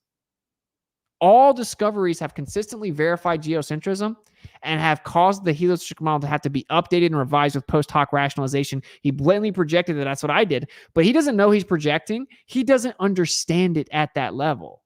And that's why this debate was so frustrating for me. Alternatives. That doesn't make it not evidence with it. That just means you're dumb. So yes, that is evidence that we've sent rovers to Mars. We have made discoveries. Shout out to my boy, Bro Sanchez, absolute legend. Thank you for the support, brother. Thank you for the super chat. If you don't know who that is, you're tripping. You're sleeping, but go to Bro Sanchez on YouTube and give my boy some love. Sub him up. Much love, brother. That is not evidence of the flat earth or your silly model. And nothing you listed was actually discovery. What you said is it can't be explained by. That's just post hoc rationalization. What are your discoveries? Because I have some. I'm going to list another one for you. Phosphine in Venus. In September 2020, scientists detected traces of phosphine in Venus's atmosphere, a potential indicator of biological activity. Discovery by us, not by you. Where are your discoveries? This is the most disrespectful. Okay, and this is why I'll go back to the childhood trauma thing about it's all about not being accepted, right? I mean, some of us, and like I have plenty of flaws. Don't get it twisted, bro. Like I can like be overly like confident or like too intense. I'm like way too intense sometimes, and I can like get upset, and I should have like super emotional control as a man. Sometimes I get like a little bit worked up, blah, blah, blah. Flaws aside, one thing I didn't ever struggle with was like being accepted, right? Like I just embrace who I am and I'm different. And I found out that actually how different you are makes you valuable. Okay. But he doesn't. And this is the tell, right? And they all do this. All of them do this, right? Here's another discovery we have. Here's another discovery for us. He didn't do anything. He doesn't even understand any of this, much less did he do it. But they collectivize it. We, us, because the whole thing you're fighting against is the fear of not being accepted by the group, by the majority. Bro, this is the glitch. This is the cheat code. This is another discovery we have. What do you have? I'll isolate you by yourself because I'm going to attack you in the position that I'm terrified of, which is being by yourself, not standing on your own, being brave enough to be yourself, not being accepted by the consensus or majority. So I'm going to attack you as you by yourself. Then I'm going to pretend I have the whole group on my side, and I'm going to take whatever I say is in the group as a we, as a us. Are you guys seeing that this is like mass formation psychosis? You see that it's like literally it is a massive psychological trauma that we're dealing with. The globe Earth compounded it by saying you're insignificant, you're not special, you can't trust your senses, nothing's important about you. It compounded the trauma, and it was a spell that hyper attenuated, or basically it accentuated the actual trauma they already put on people with the birthing process and with all these other things, giving children food way too fast and removing breast milk way too fast or giving them formula way too fast after traumatizing them from birth. They set the system up to traumatize you so your mind would be more malleable. And then when you're 5 or 6, they gave you a solar system model and they told you were insignificant and not special and that you were so stupid that you couldn't even figure out the world and everything you experience is wrong and you're not competent and you need to look up to the authority to tell you how to live. And then they're like, okay, well, I'm in a classroom, and if I ask questions because it doesn't make sense, the class laughs at me. So then I have to agree. I want to be a part of the group. It was brilliantly done. This is why people can't let go of the globe. This is why people still believe it. This is why people still believe in the heliocentric model. And we have to attack the psychological manipulation and conditioning of the lie, or we're tripping. We can get in detail about all the lies and break down all the science and physics. And yes, that's important. But if we don't understand the underlying psychological issue, we're just swinging against the air, bro. We're not fighting the true enemy. I've ever been via platform. But don't interrupt me. I know you have impulse control issues. Okay, so I did give specific discoveries. Okay, in 1933, it was discovered by Fritz Zwicky that when he observed the galaxy clusters, that it only had 1% of the mass predicted by relativity to prevent the galaxies from escaping the cluster. That's when they then had to ad hoc come up with the idea of dark matter, saying there was 99% of undetectable, undefined matter there that we just can't explain or actually detect. That's called a discovery. Do you understand, T-Jump? No, that's not a discovery. That's saying there's something we can't explain yet. That's called an argument from ignorance. So saying, here's a model. This model doesn't explain this fact. That isn't evidence of hypothesis B. Dude, now, at that point, I think he's actually being dishonest, but he may not be following. I just got to repeat it one more time very concisely, okay? Because I know I'm not being concise at all right now. I'm just like kind of ranting, but I want you guys to get where I'm at so we can be on the same team, okay? No, that's just saying this model doesn't yet explain that. That's just post hoc rationalization. That isn't a discovery. No, it's not a discovery. If we didn't previously know that something existed, and then we looked out in the sky and we discovered that it exists, that's a discovery.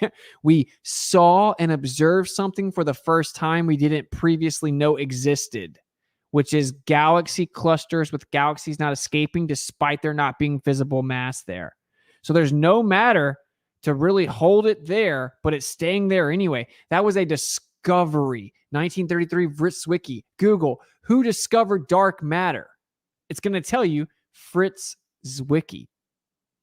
And if it gives you it may tell you the name of the guy that came up with the name dark matter, but keep looking through who actually made the discovery of dark matter. It's Fritz Zwicky. It's literally who discovered dark matter, but it's not a discovery. The discovery of dark matter is not a discovery. Of course, they didn't actually discover anything. Dark matter doesn't exist. It's undefined. It's just like a mathematical band-aid, right? Which I covered that on Relatively Speaking. Moving on. It's not how evidence works. Again, this is, you don't understand basic philosophy. You don't understand basic fallacies because you're a flurf. And so it's typical. Simply saying this can't be explained by X is not evidence of Y. It's called basic argument from ignorance fallacy. So that's not a discovery. You, again, don't know what a discovery is. I'll give you another example. Water on the moon, ongoing research. It's not an it's not an argument from ignorance fallacy. I didn't say, oh, because I don't understand this, or because it's ununderstandable, therefore it is not true. Look. Argument from ignorance fallacy. It's just so funny. Oh, but I thought we weren't allowed to bring up fallacies. I thought they were just a tactic. An argument from ignorance or appeal to ignorance is a fallacy in formal logic. It's when someone argues that something is true because it hasn't been proven false, or that something is false because it hasn't been proven true. That's not what I did. What I did was, okay, where's your evidence? Because all the evidence supports what I'm saying. I didn't say, oh, you must be wrong because you haven't proven it true yet. I'm saying, no, extraordinary claims without extraordinary evidence can be dismissed. You made a positive claim. You have the burden of proof. Support it, because you had to continuously use post hoc rationalization and shift the goalpost to make up new arguments to try to explain what we see, when the other position, which is the default according to your own model, the default observations is that we're in the center, just stayed here the entire time and was accurate the entire time, matched all the predictions the entire time. That's what's actually being said. I didn't use an argument from ignorance. Everything he's saying is tactically dishonest. Moving on. Missions such as NASA's Lunar Reconnaissance Orbiter have provided evidence of water ice on the moon's surface. That's a discovery. Discovery. Boom. Fact about the universe discovered. Not something odd, but this model can't explain blah, blah, blah. No, it's a discovery about the solar system. By it not being... You're literally lost. All right, you guys are taking about 45 seconds each, so I'm going to put on a 45-second timer each, and we're going to bounce it. So over to you, Witsit. Okay, so it was... Which at that point, there really weren't that many interruptions. So I kind of hate this happened at this point because it finally kind of chilled out, because I would be able to corner him and press him with back and forth. I love live interactions. That's my preferred, as long as there's not moderation on top of it, because you can check them. But anyway. Objectively discovered, meaning it was the first time it had ever been observed. It was discovered. It was an astronomical discovery that the galaxy clusters, they observed it in astronomy and discovered that the galaxy cluster only had 1% of the mass it was supposed to have. It was discovered. The amount of mass in the galaxy cluster was a discovery, just like Edwin Hubble discovered. No one knew this prior to Edwin Hubble. You ever say the amount of mass in the galaxy cluster was a discovery? Finding it a discovery, just like Edwin Hubble discovered. No one knew this prior to Edwin Hubble finding it. That's why it's a discovery that the distant galaxies moved in relation to the Earth, which is why he then had to propose a new ad hoc explanation. Do you understand that those are discoveries? Or are you just going to add on? This is where he focuses on the fact that I follow up by saying that's why they had to then say this, or that's why they had to propose a new theory, and say, oh, that's all he's saying? No, I said, here's the discovery. And just so you know, that's why they then did this. I was pointing. It's actually really remedial at this point. So we're gonna move on. If you lift up a rock and find a worm, that's a discovery. You mean like finding a galaxy cluster with galaxies in it where the galaxies aren't escaping, but there's no visible mass? Like finding that, like discovering that for the first time? You mean like discovering for the first time because brand new telescopes that had way better optical zoom showed that the distant galaxies move in relation to the Earth, and we saw that for the first time ever. We lifted the rock of the technological limitation of telescopes, and we improved the technology of telescopes. We then lifted the rock and found the worm that is the distant galaxies, because we never had seen them, and then we saw them move in relation to us. You mean like that? phenomenal. But the topic of the debate is the solar system real? So when I ask for discoveries, I know this tiny brain doesn't understand this. You need discoveries that indicate the FLIRF model, which I'm including in the the geocentric model, the FLIRF model. So it's just the FLIRF model. There, poison the well, FLIRF model, obviously flat Earth combined. Oh, poison the well, talk about the red herring fallacy, that is flat Earth. And then just say I have a tiny brain, which is just honestly intellectual ineptitude being projected, and an add-on. Model. We're going to call it all the FLIRF model. You have to give discoveries that model predicts or entails or indicates that model. You haven't done this. Like all of the predictions about dark energy and the extra gravitational force of the solar systems. If a solar system is real, if a galaxy is real, that indicates the solar system is real. This is not debatable. So you need to give a discovery that contradicts the solar system, the heliocentric model, and you're giving those that agree with it. Okay. And this is, and It literally doesn't agree with it though. I hope the audience can see that this is called sophistry, the intention to mislead the audience with fallacious arguments, because he doesn't know about any of this. So those discoveries were specifically refutations of the heliocentric model. Austin, Jaron, Sanchez, and Weiss, my globe killer all-star lineup. Keep crushing Witsit. We all appreciate your hard work, amigo. Thank you so much, Ether, for the $5 super chat. And yeah, that is a pretty all-star lineup, if I do say so myself. I'll give some more, though, which is that they've now had to update that the accelerative expansion model, which actually comes from the Edwin Hubble discovery of the fact that the distant galaxies moved in relation to the Earth in a central position, which was specifically... Yeah, I went really fast right there. Let me actually slow it down to normal speed. You see what sucks is now I'm having to cram in these... The bad faith requires me go fast. And then people are like, oh, Austin's trying to con people and deceive them by talking fast. No, it's because it's so like... He's being so dishonest and dragging the convo down so much that then I have to just speak real quick to get the info out there. Because I know that so many people are like, dude, I just 0.75 you. And then when looked up what you said, thank you, dude, do what you do, right? Like, it's not that I can't control myself from speaking fast, even though I did have to work on that because I'm trying to catch up with my thoughts. It's like, no, you just got to get the info out there sometimes.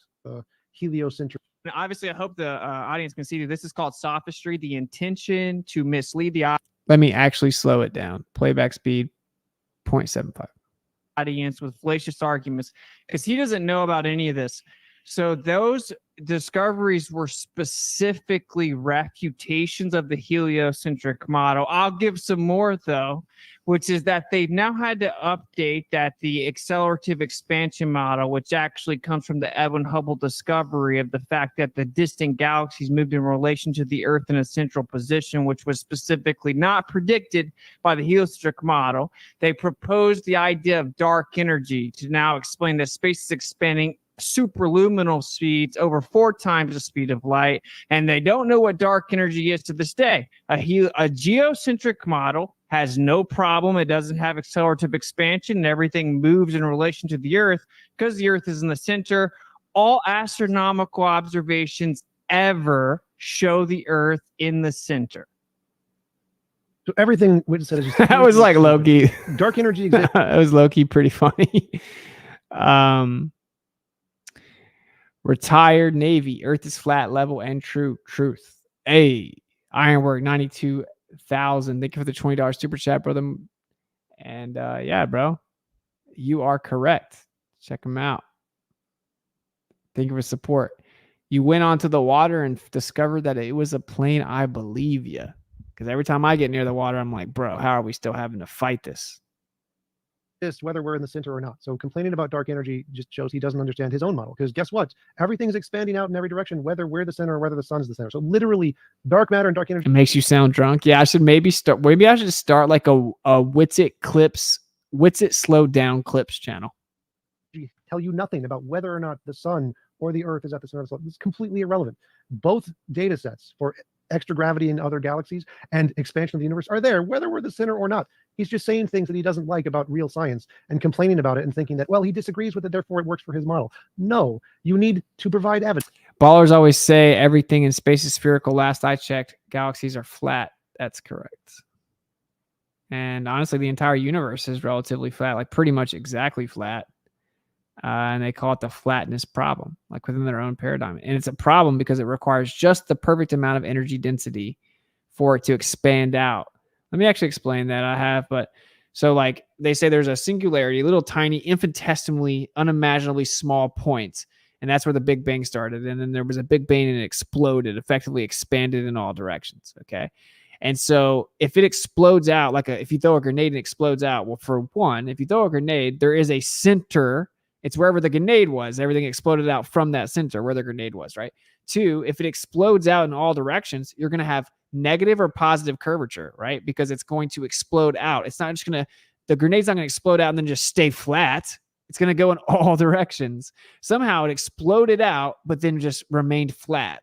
It's called the flatness problem because when you do the math, it would have to be 0.0, like 70 zeros 1 next to the perfect zero itself of an energy density, meaning the energy density required for the universe to be flat is statistically and mathematically impossible. It's called the flatness problem. It's a fine-tuning problem. To defy those types of statistics would require some type of fine-tuner, some type of intention specifically doing it. So it's called the flatness problem. So not only galaxies, but the entire universe in their own paradigm is too flat. Evidence of something that shows the world, Earth is the center and not the sun is the center. That's your problem. And you don't have that. We have sent satellites that go around the sun, land on planets, get data, and send the data back. That's a discovery based on the heliocentric model. You have nothing. Yeah, and I guess the whole debate is just going to be him baselessly asserting victory and avoiding the specificity of the actual physics I'm bringing up because he doesn't understand it. And neither does Ryan. That's why he's acting like he's frustrated because you guys, I already said that there's a dynamic equivalence. So if any of these space missions were real, if there's a kinematic and dynamic equivalence with a geocentric model, it isn't exclusive to heliocentrism. I don't know how many times I have to say the phrase and then define the terms and it still be word salad. Kinematic, how bodies move in relation to each other. Austin walked around the pole. Dynamic, Austin moving his legs, causing the force is what caused him to move around the pole. Kinematic, Austin moved around the pole. Dynamic, him exerting force by walking is what caused him to move around the pole. So kinematics is how bodies move in relation to each other. This moved around this with this geometry, right? So the sun moved around the earth, right, on an ecliptic plane. That's a kinematic, right? If you draw out the geometry and all the ellipses of the quote unquote planets and the sun, and then you draw the way the stars are moving around the earth, that would be geometric. It would be kinematic. Dynamic would be what's the force causing all of that to move around it? Very simple. Kinematic, how bodies move in relation to each other. Dynamic, the force that causes those bodies to move in relation to one another. Okay. If there's a kinematic and dynamic equivalent according to your own model, whether you use Einstein or Newton, because you guys can't choose and neither one of them work. If there's an equivalence for both kinematic and dynamic solutions, right? Then saying you sent something out into the solar system on a space probe or a space mission, which is all fake for sure. Okay. Pretending that it's real wouldn't prove that the Earth is moving around the sun, because your own model says it would be the same if the sun was moving around the Earth. How many times do I have to explain that? It's just ridiculous. I've explained it so many times in this debate already. I've said it so many times. I don't know. It's just so crazy. It's like, I don't need to argue about whether it's real or not, because that's what he wants you to do. What he wants you to do is be like, you can't prove that. What about NASA? You think NASA will have to just believe NASA? That's all fake. That's what he wants you to do, because he knows the vast majority of the audience is going to be like, wow, this dude's denying NASA and that we've ever been to space. I'm out of here. He wants to trap you into that so he can characterize you as just a science-denying religious zealot that denies basic stuff. No. If that were true, you're still not right. Okay, you have to beat them at their game. You have to know what they're trying to make you do and then show, no, I'm not doing that. You got your whole life messed up, brother. May Yahuwah bless you, brother. Thank you, Natty Bumpo, for the $10 super chat. Much love. May Yah bless you back. We'll let the audience decide. So again, even if I granted you that the probes went around the sun and people landed on Mars and all this stuff, according to relativity, you can't tell if it's you or the Earth that's moving. So even with the inertial forces in your model, they would be fictitious. In a geocentric model, they would be actual forces, inertial forces. There would be a kinematic and dynamic equivalence. So none of that would even be exclusive to the heliocentric model. Secondly, when we specifically tried to measure the motion of the Earth, it was always a negative result. There's not one piece of evidence. And I'm asking again, can you give one piece of exclusive evidence that the Earth moves around the sun? Gravity. There you go. How about let's go with another one. Bro. Gravity, bro. Gravity. So I asked that question 7 times, maybe. Can you give me any one piece of exclusive evidence that the Earth is moving around the sun? And I've asked that question because I now know that there's nothing they can say. I'll tell you what they'll say. Retrograde, not true. Okay. I'm giving you guys all the juice, bro. I promise you. Go talk to any physicists. Okay. Oh, retrograde. Can you give me one piece of exclusive evidence that the Earth moves around the sun? Retrograde, which is that the planets look like they move backwards. What? No. According to the heliocentric model, they don't actually move backwards. They're all moving around the sun. But since we're moving around the sun as well, it just looks like the planets are moving backwards once we pass them. Okay. Neotitanic system. All the planets are moving around the sun, and that all moves around the Earth. So they're not actually moving backwards. They just look like they're moving backwards because they go around the sun in relation to us not moving. It's exactly the same thing. Okay. It would make the planets look like they're going backwards, even though they're not. So that's a kinematic equivalence. If you understood that phrase, which Einstein says 30 different times, then you would know retrograde doesn't prove it. Retrograde, that's what they'll say. Wrong. Okay. I'll give you an animation. It's very simple. You could see that it's the same exact explanation for heliocentrism and geocentrism, that it just looks like they're moving backwards, even though they're not. Okay. So that's wrong. Retrograde. Parallax. The fact that the stars supposedly look like they change position over time. The heliocentric model claims, well, it looks like they're changing position, but they're actually not. It's just an illusion because we're moving around the sun. Geocentrism says, okay, the stars just can progressively change position over time. It's them moving, not us. Not to mention that parallax is just shoddy when it comes to even actually being observed in actual measurements anyway. Pretend it is real. Pretend all the parallax claims are legit, which they're not, but pretend that they are, just means that the stars themselves are moving. You claim it just looks like that. How is that evidence that we're moving? Evidence that we're moving is that it looks like we're not moving and it looks like the stars are moving, but they're actually not moving, therefore proving that they are not moving and we are moving. That's the stupidest thing I've ever heard. That's parallax. Stellar aberration falls in the same thing. It's just a kinematic equivalence.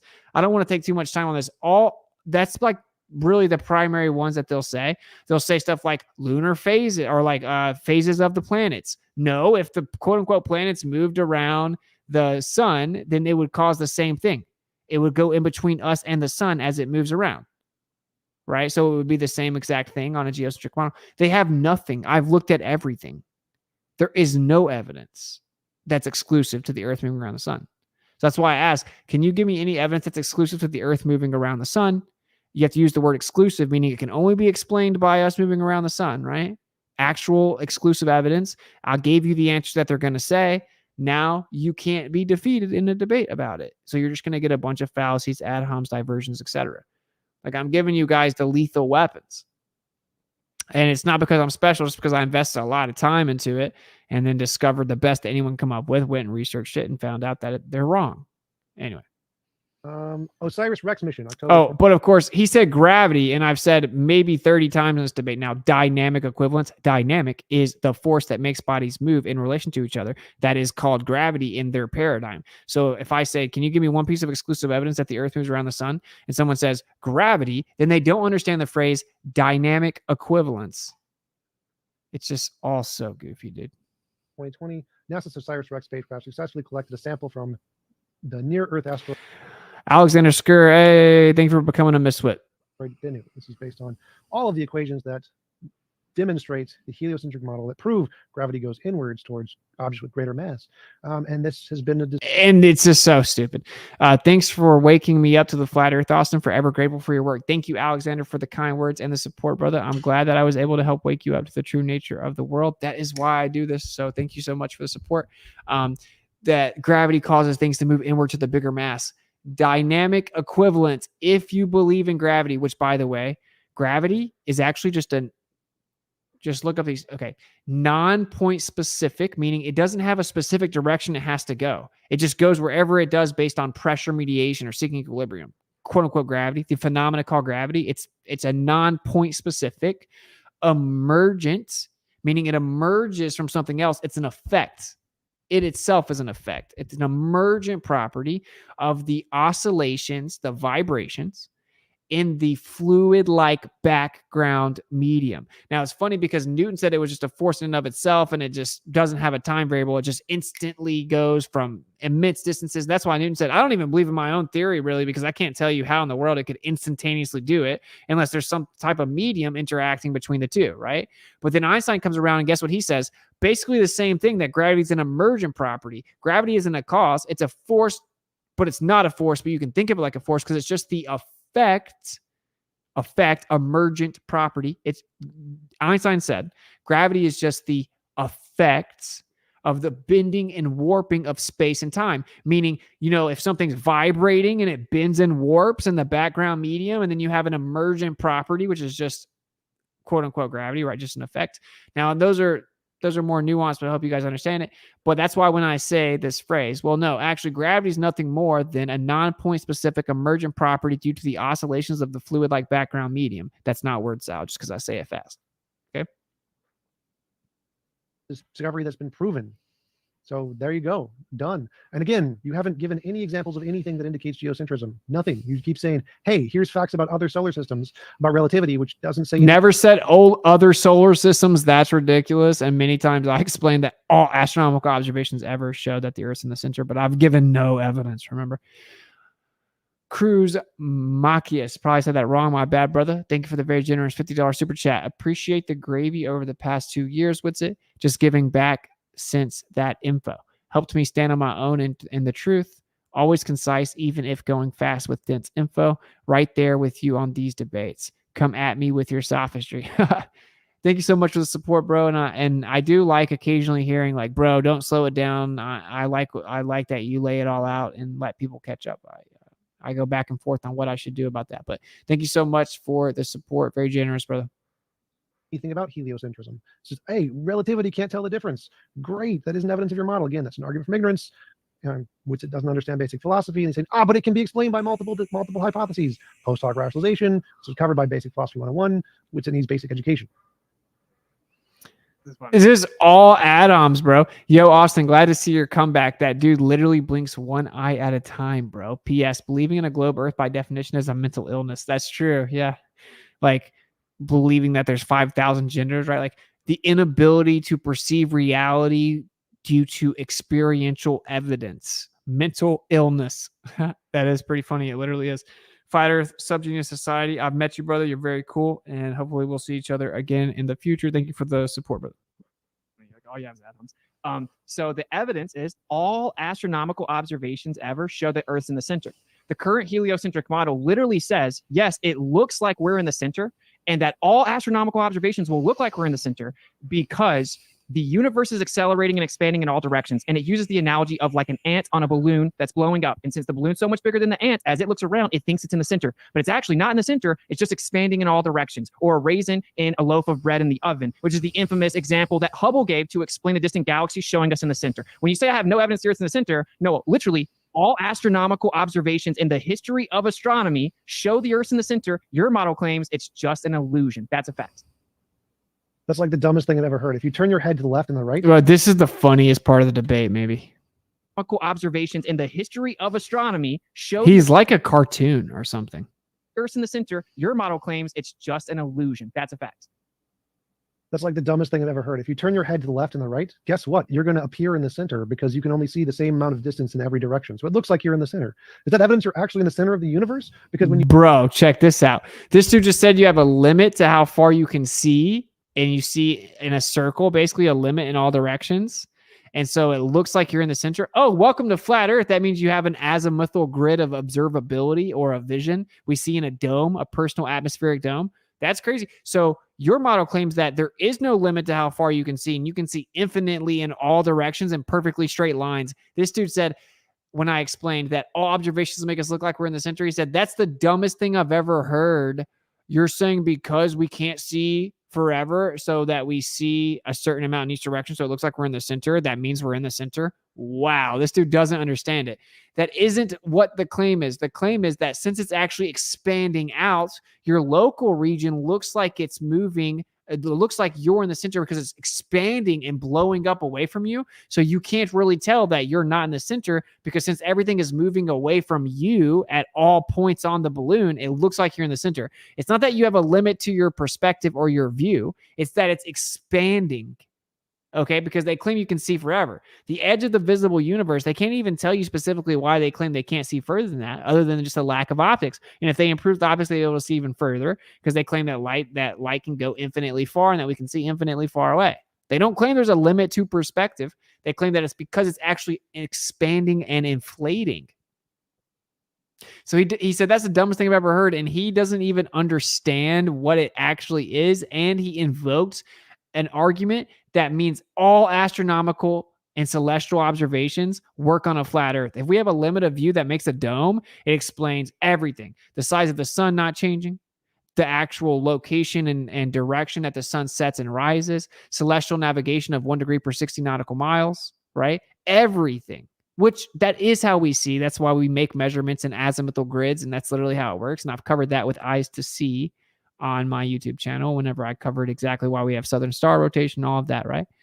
This dude just invokes the azimuthal grid of vision, called me stupid because he doesn't understand that his model specifically denies that and invokes expansion, accelerative expansion, not a limit to perspective. That's like the dumbest thing I've ever heard. It's so funny, bro. And this is why I get frustrated with how you have 45 seconds and you have to explain so much, and he gets away with stuff like that, but whatever. You look left, you see 100 feet. When you look right, you see 100 feet. Are you in the center, Witsit? No, that's just dumb. It's dumb to think that because when you look in every direction and we have a certain maximum distance we can get information from light coming from different directions, that therefore Wow, dude, you need to let everyone know on your side. we're in the center, because as far as we can see in every direction, it's the same distance in every direction, because that's how eyes work. Witsit, good job. Again, you need to provide... Bro, someone needs to clip this out and then put the azimuthal grid beside it and just start pumping it everywhere and send it to him. He just think about, he's being so kind of, and I agree with him here. That is how eyes work. You can only see so far in every direction. Duh. That's how eyes work. Witsit. Dude, that's so funny. Someone needs to clip it out. What's the timestamp? 38 minutes. And obviously we're not going through Q&A, so we'll be done here pretty soon, but that's just pretty hilarious if you think about it. For those that know, they know. 38 minutes. Let's clip this dude out and then put it beside the azimuthal grid so we can show how they did it. It's just hilarious. That think about how condescending. So think about that. All the Globers, I want to explain this. All the Globers went out there like, oh, how do you explain celestial navigation? I explained it in the end of this debate in the Q&A. I'm like, well, okay, we have a azimuthal grid, and that's how we measure everything. We have a limit of view, and you know, your model claims that we're Superman and can see forever and perfectly straight lines, but that isn't true. And whenever we start to reach our limit, it starts curving down. So things converge and compress into that point. We have a limit of view. So we see everything in a little dome, right? And that's why we have crepuscular, anti-crepuscular rays, northern and southern star rotation, different directions, different central points of convergence, just like the anti-crepuscular rays look like they're converging on a point, but they're not. And yeah, again, I'm breezing through these things, but that's the whole, now you can explain every observation, everything in the sky on a flat Earth. If there's a limit to perspective and it's a dome, which it is measurably and provably, right? Then you can explain literally everything. We can predict every location of everything in the sky always better than the globe can. It's hilarious. Okay. So if you can see that, you can see all celestial observations work on a flat Earth. And then listen to what he does. Listen to how he says it. coming from 100 feet. Are you in the center, Witsit?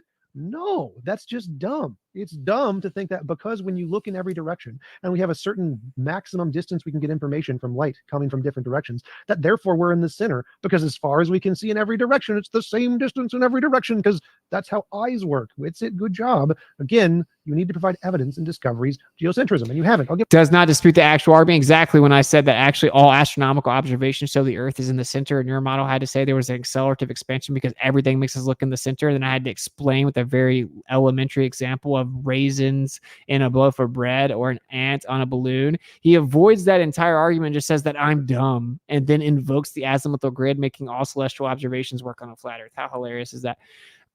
Green Bastard, thank you for the $5 super chat. Glober when stuck without an answer. My gravity. Number 2, my gradient atmosphere. Number 3, my refraction. Good to see you back, Austin. Thank you so much. And yeah, pretty much that's the trinity of heliosexuals. You have another one for heliocentrism. Euclidea's ocean in the Cassini spacecraft before its missions in 2017 found evidence of a global subsurface ocean beneath the icy shell of Saturn's moon Euclideus, with plumes of water vapor erupting from its surface. Heliocentric. He's not even debating at all. He's literally just reading mainstream pop sci articles that NASA claims to discover stuff in space. XEO, thank you for the $20 or 20 pound super chat. Keep dunking on them, brother. All love. Thank you so much. And thank you for the support. And yeah, I mean, I'm a little rusty, so bear with me, but we'll get back in the swing of things. Discovery that debunks flat Earth and geocentrism. This is so funny. This is awesome, actually. Now that I think about it, this is going to be recorded forever. So he said gravity proves heliocentrism. I just showed that there's a dynamic equivalence using both Newtonian and Einsteinian mechanics. All this is apparently something he's not understanding, but that is what gravity is. So there's Newtonian and Einsteinian gravity. There's a dynamic equivalence of both Newtonian and Einsteinian. And I've also explained to him that using either one of those, if all these claimed missions, which I don't believe in them, and you're just appealing to the idea that it happened, even if it did, it isn't exclusive to a heliocentric model. He skated past it and he just keeps reading off like Wikipedia names of missions. That's literally all he has. And third, here's a huge piece of evidence. Cosmic microwave background showed that there's actually an anisotropic distribution, an inhomogeneous anisotropic distribution of the background energy that intersects on the Earth. It's coined the axis of evil, and it's a non-local. This is a very thorough stream, but it is a comeback stream. It's all good. Austin, we got to talk, homie. Or we got to talk sometime. I have messages on Telegram. Where'd I get homie at? Austin, we got to talk sometime. I have messages on Telegram for you, but also I have some gravy to share with you. The True Earth Wiki. Much love. Shout out to the True Earth Wiki. Saw you at the conference and your cards, and I will check my Telegram. I'm trying to catch up. I messaged pretty well back on Telegram. If you want to message me at Witsit on Telegram. And thank you for the $5 super chat. No longer on the ball. Much love, bro. Let me explain this after this. 23.4 degree tilted anisotropic distribution that intersected on the Earth. And to this day in 2023, there is not one single explanation of how it could possibly exist other than the data must be wrong. Isotropic just means without a preferred direction. Okay, that's what isotropic means. Isotropic, without a preferred direction. No preferred direction. It just goes whichever way. No preferred direction, right? Anisotropic means preferred direction. The Big Bang cosmology, the Big Bang model, right? The universe model that everyone believes you're insane for not believing in. It says that there was a Big Bang and that there's no preferred direction. It just looks like you're in the center because it's a stubbornly persistent illusion no matter which way you look, but there's no preferred directions. It's isotropic and it's homogeneous, meaning that it's evenly distributed, right? Homogeneity, homogeneous, evenly distributed. Okay, so the Big Bang cosmology, the current universal model, says that there is an isotropic homogeneous distribution of background energy. That's, of course, you can see visible light, right? But there's electromagnetic radiation, which is energy, that's not visible. In fact, we only see a very small spectrum of the visible light. I mean, of the light spectrum. We only see a very small percentage of the visible or of the light spectrum. That's called visible light. There's a huge spectrum that's not visible to the naked eye. It's the non-visible spectrum, right? And so we call this background radiation. The electromagnetic radiation that you have to have certain tools and instruments to detect because you can't see it with your naked eye. Because it's still electromagnetic radiation, EMR, the same thing as light. It's just non-visible light. So like microwaves, radio waves, right? These are non-visible spectrums of light. Okay. So when we look out at this background radiation, according to their model, it should be isotropic and homogeneous. It should be evenly distributed. It should be smoothly distributed. It should be smooth, right? And it should have no preferred direction. Well, what did we see in the cosmic microwave background? We saw that it was anisotropic, that it did have a preferred direction. We saw that it was inhomogeneous, meaning it wasn't smooth. It was actually bumpy in certain areas, and that those bumpy areas actually, when you line them up, they intersect on the Earth. The preferred direction was in relation to the Earth. Out of the entire cosmos, all the energy, there was an anisotropic, inhomogeneous distribution of background energy that was centered on the Earth called the axis of evil. So if you haven't heard those terms, don't know what they mean, it sounds like maybe people can call it word salad or they don't understand it. But typically when people say word salad, it's just because they don't understand it. That's all that they're saying. Right? But anyway, that's what I'm explaining now. He's going to say, no, actually, there's like 8 explanations for it. None of them are complicated. He doesn't ever say them, though, because I will slice each one of them up. So that's why he just has to hand wave dismiss everything, basically touting victory. And I know you guys get it, but I know that some people don't. This is called sophistry. It's the use of fallacious arguments Let me look it up. The use of fallacious arguments, usually with the intention to deceive an audience. Okay, let's check it out. Boom. Sophistry. The use of fallacious arguments, especially with the intention of deceiving. A fallacious argument. Sophistry. It's the use of fallacious arguments with the intention of deceiving. Very simple. Actually, there's like a dozen of them. Just Google the Wikipedia. There's a number of explanations on that. None of it is spectacular. None of it is indicative that the world is the center of anything. Not at all. Just like how in a galaxy, notice it's a disc shape. There's a center of it because gravity spreads out in a disc shape just because of how things hit one another. So the fact that we're on the disc in galactic universal sense, in the same way we're on the disc in the galaxy sense, again, not surprising at all, fully explained, not an issue. This is why no one takes flat Earth and geocentrism seriously. It's a joke. I'll give another, and again, which it keeps confusing the post hoc rationalization fallacy of saying, but it can be explained by both data sets. Again, that's just Witsit doesn't understand philosophy or science, so we can throw Witsit's argument in the garbage because it's what it is. Lisa, thank you for being a misfit for 11 months. Austin, you rocked it last night. This guy is indoctrinating and condescending. You're way too smart for people I teach on. Thank you so much for the kind words, and I hope everyone's ready to get back into audit NASA because we're about to go hard. Talk about that later, but thank you so much for being a misfit. Much love. It's garbage. It's crank garbage because they don't understand how post hoc rationalization works. I'll give another discovery given by actual science of heliocentrism. Kuiper Belt objects, New Horizons spacecraft having flown by Pluto 2015 is now exploring other Kuiper Belt objects, shedding light on nature of these distant bodies. There you go. That's a discovery. Heliocentrism wins. What is Witsit's discovery? God, no, I can't understand stuff. Such projection. You can tell. Look at his eyes after he says it and his body language and demeanor. He knows that actually he's not understanding what I'm saying. God, no, I can't understand stuff. Yeah, just more projection of his own intellectual ineptitude. But again, there's a dynamic equivalence and a kinematic equivalence according to your own model with either Einstein or Newtonian, whichever one you pick. Of course, now people are proposing modified Newtonian dynamics because relativity doesn't work. Because at this point, I'm just going fast. I mean, but it's all good because this is a long stream and I'm getting tired anyway. Matter halos have shown that dark matter cannot exist because there is actually no viscosity or resistance whenever the galaxies collide. All that's over your head. Doesn't matter. The point is that all of these... Oh, we got to break it down, though. I'm going to troop it out for you guys because, you know, people can come back and forth. Objects, New Horizons spacecraft having flown by Pluto 2015 is now exploring stuff. We're going to slow it down again.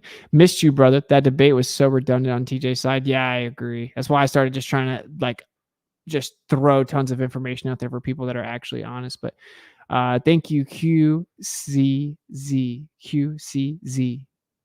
I don't know why that was tripping me up there, but thank you for being a miswhip for 4 months, and thank you for the support, brother. Watch this. We're going to slow this down because I went pretty fast here. It's 0.75. And a kinematic zone intellectual ineptitude. But again, stuff. I can't understand discovery. God, no. I can't understand stuff. Yeah. Just more projection of his own intellectual ineptitude. But again, there's a dynamic equivalence and a kinematic equivalence according to your own model with either Einstein or Newtonian, whichever one you pick. Of course, now people are proposing modified Newtonian dynamics because relativity doesn't work, because dark matter halos have shown that dark matter cannot exist because there is actually no viscosity or resistance whenever the galaxies collide. All that. Yeah, dark matter cannot exist because it's supposed to have viscosity or resistance. Like if you drop a penny in an empty jar, it'll fall down super quick. If you drop a penny in a jar of honey, it'll slow it down. Dark matter should be the jar of honey. So when these galaxies begin to come together or dark matter halos interact, they should slow down because there should be basically material qualities like honey slowing it down, right? Because of viscosity, which is a resistance to flow. So it should stop it, should resist it, but it doesn't. It goes the same speed or even faster. So dark matter cannot exist where it has to exist if relativity is true. So now they're proposing modified Newtonian dynamics so they can change it and tweak it, which they haven't been able to do yet. They're trying to tweak it so that they can get rid of the dark matter problem and just not have it at all because it's not working, which is what I was explaining right there. That's over your head. Doesn't matter. The point is that all of these missions, which I don't believe in, nor do I have to, nor is it legitimate intellectual evidence in a debate, because it can't be independently verified. If I were to pretend they were all real, objectively, they are not exclusive evidence of heliocentrism because relativity says there is a kinematic and dynamic equivalence. You wouldn't know if the Earth is moving around the sun or the sun is moving from the Earth as you went out into the solar system. None of those missions would be evidence of anything. He also just claimed there were responses to the cosmic microwave background, but there's not. There's anisotropic distribution called the axis of evil that is centered on the Earth, and there is objectively no explanation from a heliocentric position. Let's see if he can actually respond with specificity. Project Nihilist put a very prescient comment in the chat. First law. So look at how he just so blatantly skates past it again. Hey, I can't pronounce your name. I'm sorry. Josiah Willis. Josiah Willis. I have no idea, but thank you for becoming a Misfit. Hey, welcome to the Misfits. I give everyone a round of applause. Flurf, all their sources disprove their claim. Phenomenal, absolutely true. So except that they don't. Again, he just needs to Google what the problem of determination is because he doesn't understand that him saying, but it can be explained by multiple data sets is called making shit up. That's all this, making shit up, not evidence. We don't care if you can make up fancy farting leprechauns like the geocentric model to explain data. Anybody can make shit up. Like dark matter. There's gods that do that. It's not evidence. So again, real evidence. Solar probe Parker. The Parker solar probe launched by NASA in 2018 has been studying the sun's outermost atmosphere and solar wind, providing crucial data about the star's behavior. Discovery, heliocentrism, you're done. Gravity is working just fine going towards the sun, which means we're going around the sun, and simply saying, but I can explain it with my magic farting leprechaun geocentrism. Well, we don't really care. What are your discoveries? Oh my God. I gotta say, I'm reading the chat too, and it's crazy. There are people that are actually pretending you're winning. And you don't even understand what I'm saying to you. So yeah, there's a Newtonian Machian analysis that's published, explains all the math and physics as well as relational mechanics, and you can apply Newtonian or Einsteinian gravity to show that in fact the Earth being in the center is equally valid. But the problem is that if there's a kinematic, and watch, he will never respond with this. He's going to list off another mission, which I've already explained, it isn't exclusive to heliocentrism. He's going to ad hom me some more. That's all he has is sophistry. He's a textbook sophist. Watch, he will never answer this. Do you have any evidence? Watch this. There, if admittedly, why are you interrupting, buddy? Because that hit him where it hurt. Because I'm exposing his tactic. That's published, explains all the math and physics as well as relational mechanics, and you can apply Newtonian or Einsteinian gravity to show that in fact the Earth being in the center is equally valid. But the problem is that if there's a kinematic, and watch, he will never respond with this. He's going to list off another mission, which I've already explained, it isn't exclusive to heliocentrism. He's going to ad hom me some more. That's all he has is sophistry. He's a textbook sophist. Watch, he will never answer this. Do you have question. any evidence? Watch this. There, if admittedly, as if discussing the other person is just so unacceptable, right? It should be exclusively evidence, right, TJ? Own paradigm with the top levels of physics, Stephen Hawking, Albert Einstein, every top level of physics you can name, you don't understand it, right? If there's a kinematic and dynamic equivalence in validity of a geocentric and heliocentric model, but the geocentric model does not have the dark matter and dark energy problem, wouldn't that mean that the geocentric model is more viable? You'll never answer it. I could ask it for 30 next turns in a row. That's because you don't understand the question. So the equivalence you're saying. He said, I don't understand the question. So I said, you'll never answer it. And I asked a question. I said, you'll never answer this. Then asked the question and repeated, you'll never actually answer it. He responded with, it's because you don't understand the question. As it has been thoroughly demonstrated, he doesn't understand kinematic and dynamic equivalence, despite it being explained like 30 times. That both the heliocentric and geocentric model can explain the data. That's the equivalence you're arguing for. The dynamic stuff is just you making crap up. It doesn't apply to anything. You actually need a noun to say this is dynamic and equivalent. You can't just say dynamic equivalence. That's not a thing. There is no such thing as dynamic equivalence because there's no noun there to say what is equivalent. You say, dude, the way the bodies move in relation to each other, we explained it, and this is common sense if you can use your brain, bro. Like, listen to that. We're almost done with the debate, and listen, he doesn't understand what dynamic equivalence in the context of the debate means. You making crap up. It doesn't apply to anything. You actually need got to go keep crushing. Much love. I know this is long and it's dense, but people can go back and watch it. Noun to say this is dynamic and equivalent. You can't just say dynamic equivalence. That's not a thing. There is no such thing as dynamic equivalence because there's no noun there to say what. Yeah, the dynamic equivalence is between the heliocentric and geocentric model. So the way that the objects, quote unquote objects, the planets, the stars, move in relation to the Earth in both of the models, the way that those objects move in relation to the Earth, there's a dynamic and kinematic equivalence. Is equivalent. You say like the mass is equivalent, or the momentum is equivalent. Noun there. You don't understand what you're talking about. Secondly, the geocentric model does have the dark matter and dark energy problems, because those problems. They were saying when Austin smiles like that, it's because he's uncomfortable. It's like, no, I'm like blown away that he's that ridiculous. To say what is equivalent. You say like the mass is equivalent, or the momentum is equivalent. Noun there. You don't understand what you're talking about. Secondly, the geocentric model does have the dark matter and dark energy problems, because those problems have nothing to do with the orientation of whether we go around the Earth or sun. It's completely irrelevant. Dark matter is the fact that there's more gravity in a galaxy that isn't the solar system, that's very, very far away from. Doesn't make a difference if it was the geocentric or the heliocentric model. The mass in there is more than it should be. There's no difference. Heliocentric, geocentric makes no difference. Same with dark energy, no difference. So Witsit bringing up problems. They were getting so mad I was smiling. Imagine it getting infuriated and angry because you see someone genuinely happy or smiling. Of science that he doesn't understand, didn't actually explain. He failed to explain how these indicate the geocentric model. He didn't explain this at all. He just says problems in science. Okay, we got to watch that in slow-mo. We're almost done. I'm getting tired. Makes no difference. Same with dark energy. No difference. So Witsit bringing up problems of science that he doesn't understand, didn't actually explain. He failed to explain how these indicate the geocentric model. He didn't explain this at all. He just says problems in science. Bro. Yeah. The reason these are kind of nuanced, higher level subjects that T-Jump doesn't understand the first thing about, so it's kind of difficult, but it's to really go into the depth. But when I'm talking about Fritz Wiki 1933, it was dark matter. You can look it up. It was discovered that relativity was off by 99% with this prediction. Geocentrism doesn't have that problem because there is an ether, right? And if you look at Michelson-Morley, the only reason ether is thrown out is... See, I know I can't have a good faith, high-level intellectual discussion about the ether, so it's just unfortunate. I have to try to tactically think live in the moment. How can I broach that subject? Because that's why you don't need dark matter with a geocentric model quickly within 45 seconds. It's tough, bro.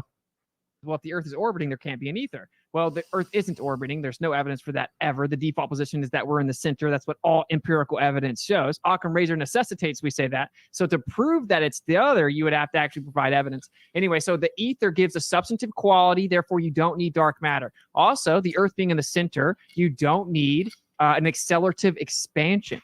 And that is called the Hubble constant, okay? Because Hubble discovered that supposedly the universe was expanding. It was the only way to explain why it looked like the Earth was in the center of the universe, no matter where you looked. So it said it was expanding. That's Hubble constant. Then you have cosmological constant, which is the energy required to make it expand at that rate, which is now over 4 times. Okay. The speed of light. Okay, geocentrism doesn't need the dark energy because there doesn't need to be an accelerative expansion. Okay. Geocentrism doesn't need the dark energy because there doesn't need to be an accelerative expansion. I wonder if he's going to rebut it. Okay, let's break this down for this childlike logic. The Hubble constant, what we're measuring is the change in the light frequency as it gets farther away, right? It redshifts. It gets farther away it is, the more it redshifts, right? That's what your model claims, yeah. Right, and that data is the same, regardless of whether we're in the geocentric or the heliocentric model. Wherever we look, it's more redshifted the farther away it is, right? No, that's what your model claims the interpretation of the redshift is, that things are moving away, although there are significantly more viable and accurate alternative explanations that can explain all the anomalies that your model cannot. How do people understand this? Nope. What? No. How? Because there are certain observations that are more local that have more redshift, like supernovas. Meaning that the supernovas are closer than the stuff further away, but it has more redshift than the observations further away. So it's not just everything's expanding away, so there's more and more redshift as you look further. No, there are things that are way closer that have more redshift than things further away. Duh.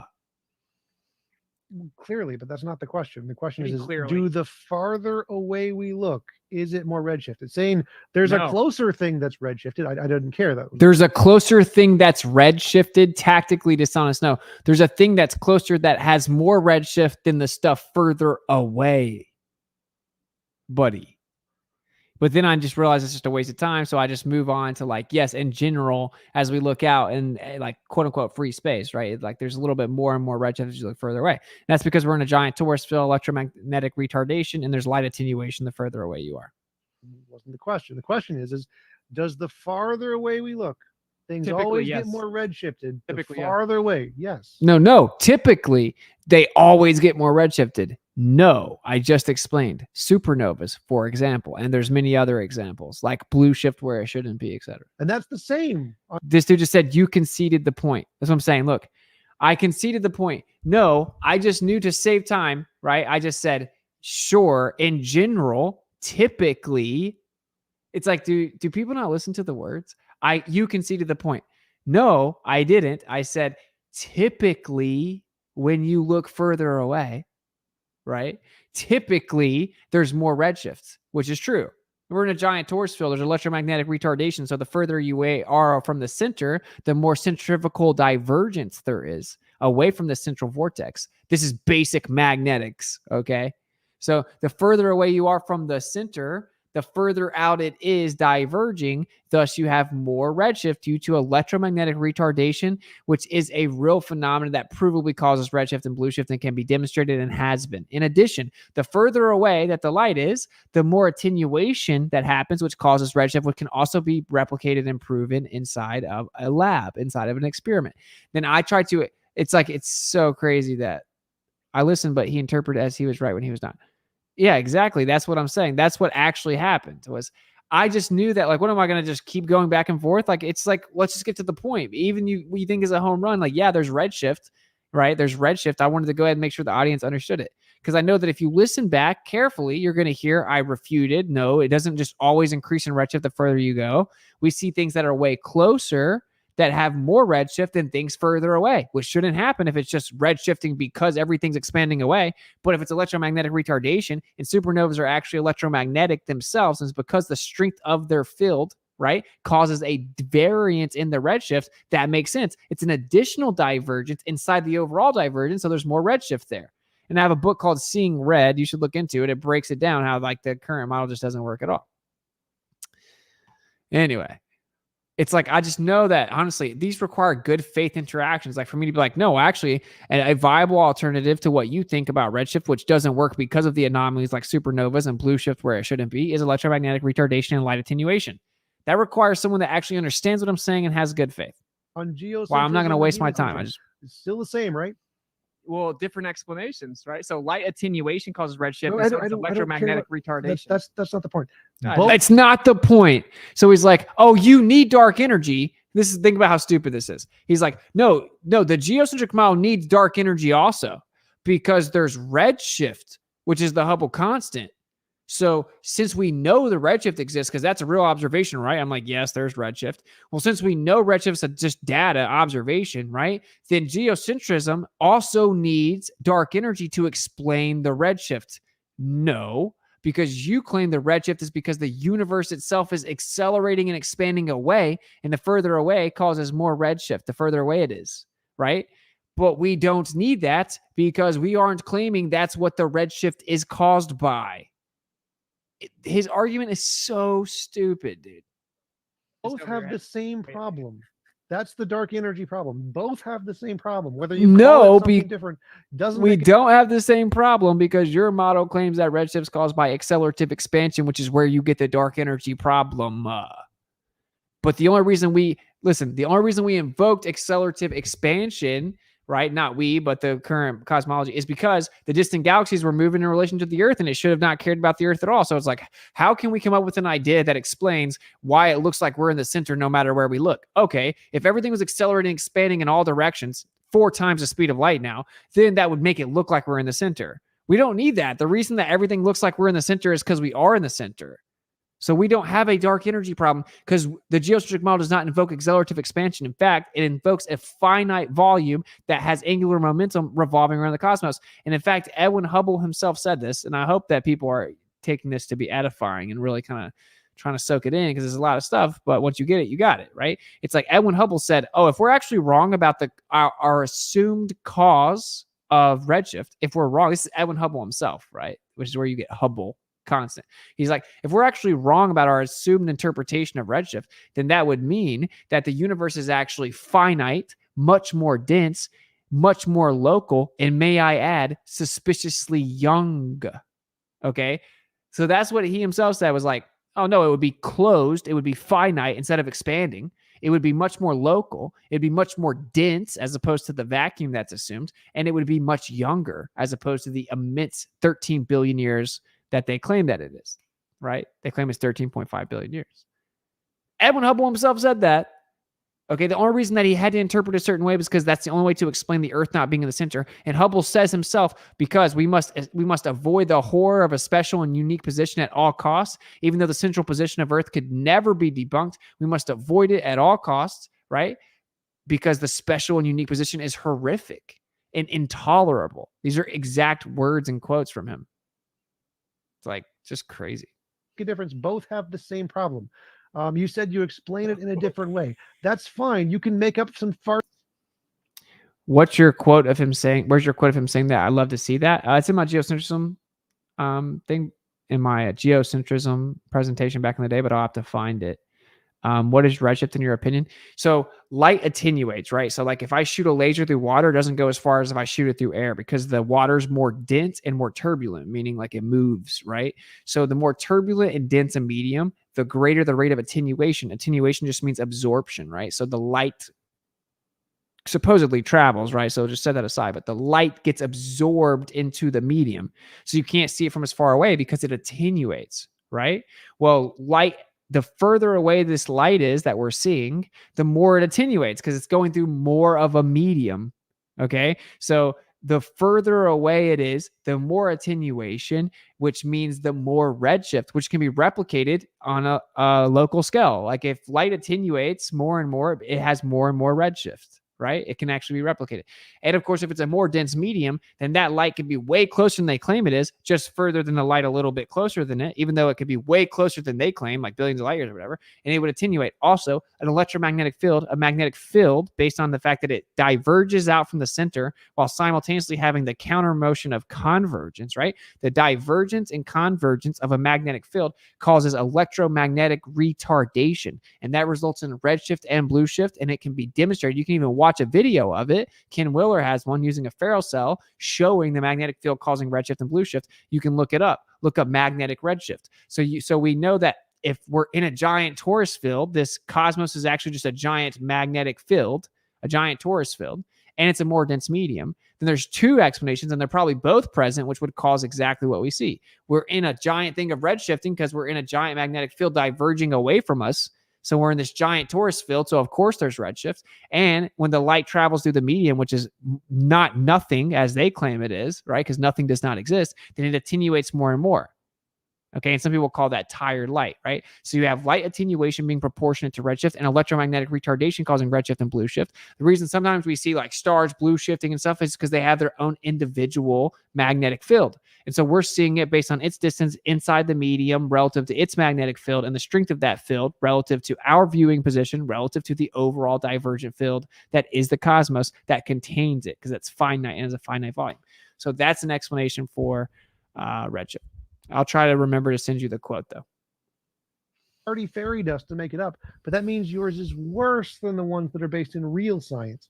Dark energy makes novel predictions based on things why we explain it as something like the expanding of space-time. Your magic fairy dust from geocentrism does not. The ether, magic fairy dust, it does not explain anything. It doesn't actually mean anything to say there's an ether there. That doesn't solve the dark matter problem. It doesn't tell us anything about the dark matter problem. You're just saying there is space goo. Space goo! That's phenomenal, but you could tell he's freaking out at this point, right? I mean, who does that? In real science, explain it as from geocentrism does not. The ether mean anything to say there's an ether there.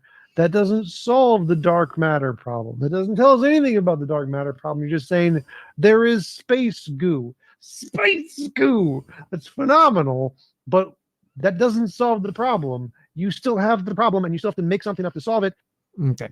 No, it isn't a problem. It's only a problem, and I explain this because if you assume relativity, it doesn't work. It isn't a problem if you understand relativity stupid. Gravity is just an emergent property of the oscillations of the background akin to an ether, which top-level physicists like the astrophysics professor from the university in Australia that we covered on our channel explains very clearly, right? Because dark matter has been debunked. Modified Newtonian dynamics isn't really working, and anything that is going to work is going to have to acknowledge that basically there's an ether, and it's like a background medium that's fluid and it vibrates and it oscillates, and what people call gravity is just an effect of that. Because if I create vibration, things are going to seek equilibrium relative to that. If I have a table with sand on it and I send in acoustics, like I play a song, the sand is going to move around based on that, right? The sand that's moving isn't some magical gravitational force pulling things towards where it settles. No, it just moves relative to the vibration. So where the sand gets displaced is an effect.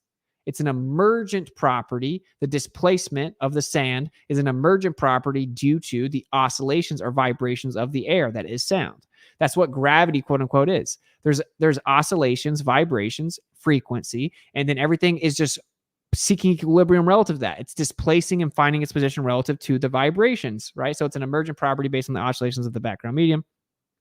And so if you have this and you don't believe in relativity and you don't assume it, you don't have a dark matter problem. Just like modified Newtonian dynamics doesn't have a dark matter problem. Think about how ignorant this guy is. He's like, no, you still have the problem. Even if you have ether, that doesn't change anything. No. Or they wouldn't be proposing modified Newtonian dynamics to replace relativity so that they didn't have to invoke dark matter. It's well known that the reason dark matter must exist is because relativity is assumed to be true. If it's not relativity, you don't have a dark matter problem, which is literally the reason people are proposing modified Newtonian dynamics. That's literally why. He just doesn't understand it. So it's like, oh, everything's moving around in a certain way that gravity doesn't predict. Oh, there must be something else that's invisible there causing it because we need more mass than we see based on our model. We don't believe in your model. We don't have that problem.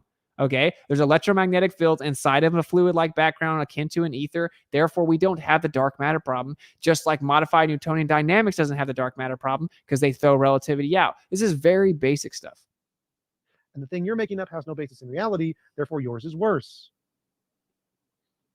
Yeah, it's funny. What do you call it? Like magic fairy dust or whatever. Dark energy is not even defined in the top levels of physics. So to pretend that somehow that is significantly more superior than ether is laughable, because actually I'll quote Robert Laughlin from Harvard University that specifically does this. He's a quantum vacuum physicist specifically. He says there is for sure something in the vacuum akin to an ether, and whenever it's hit or excited strong enough, that it then begins to actually manifest that in the material world as matter. So he says if you hit it sufficiently enough, and I could do all kinds of things. Quantum is acknowledging quantum foam, all kinds of things, that there is in fact an ether.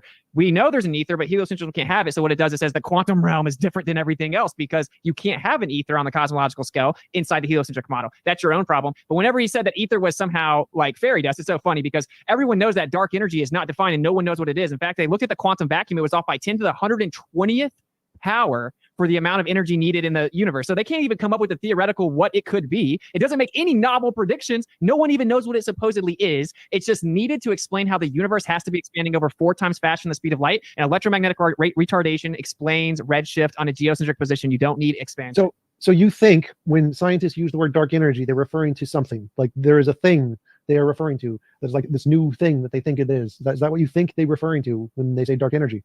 Yeah, a specific type of energy is what it is proposed to be. That's right. No. Oh Wow. my God, that's so stupid. Dark energy is a label for a phenomenon that we don't know what is the cause of. That's it. That's dark energy. The dark there means we don't know what this is. No, it has to be energy, bro. It is not. It has to cause things to move and expand out.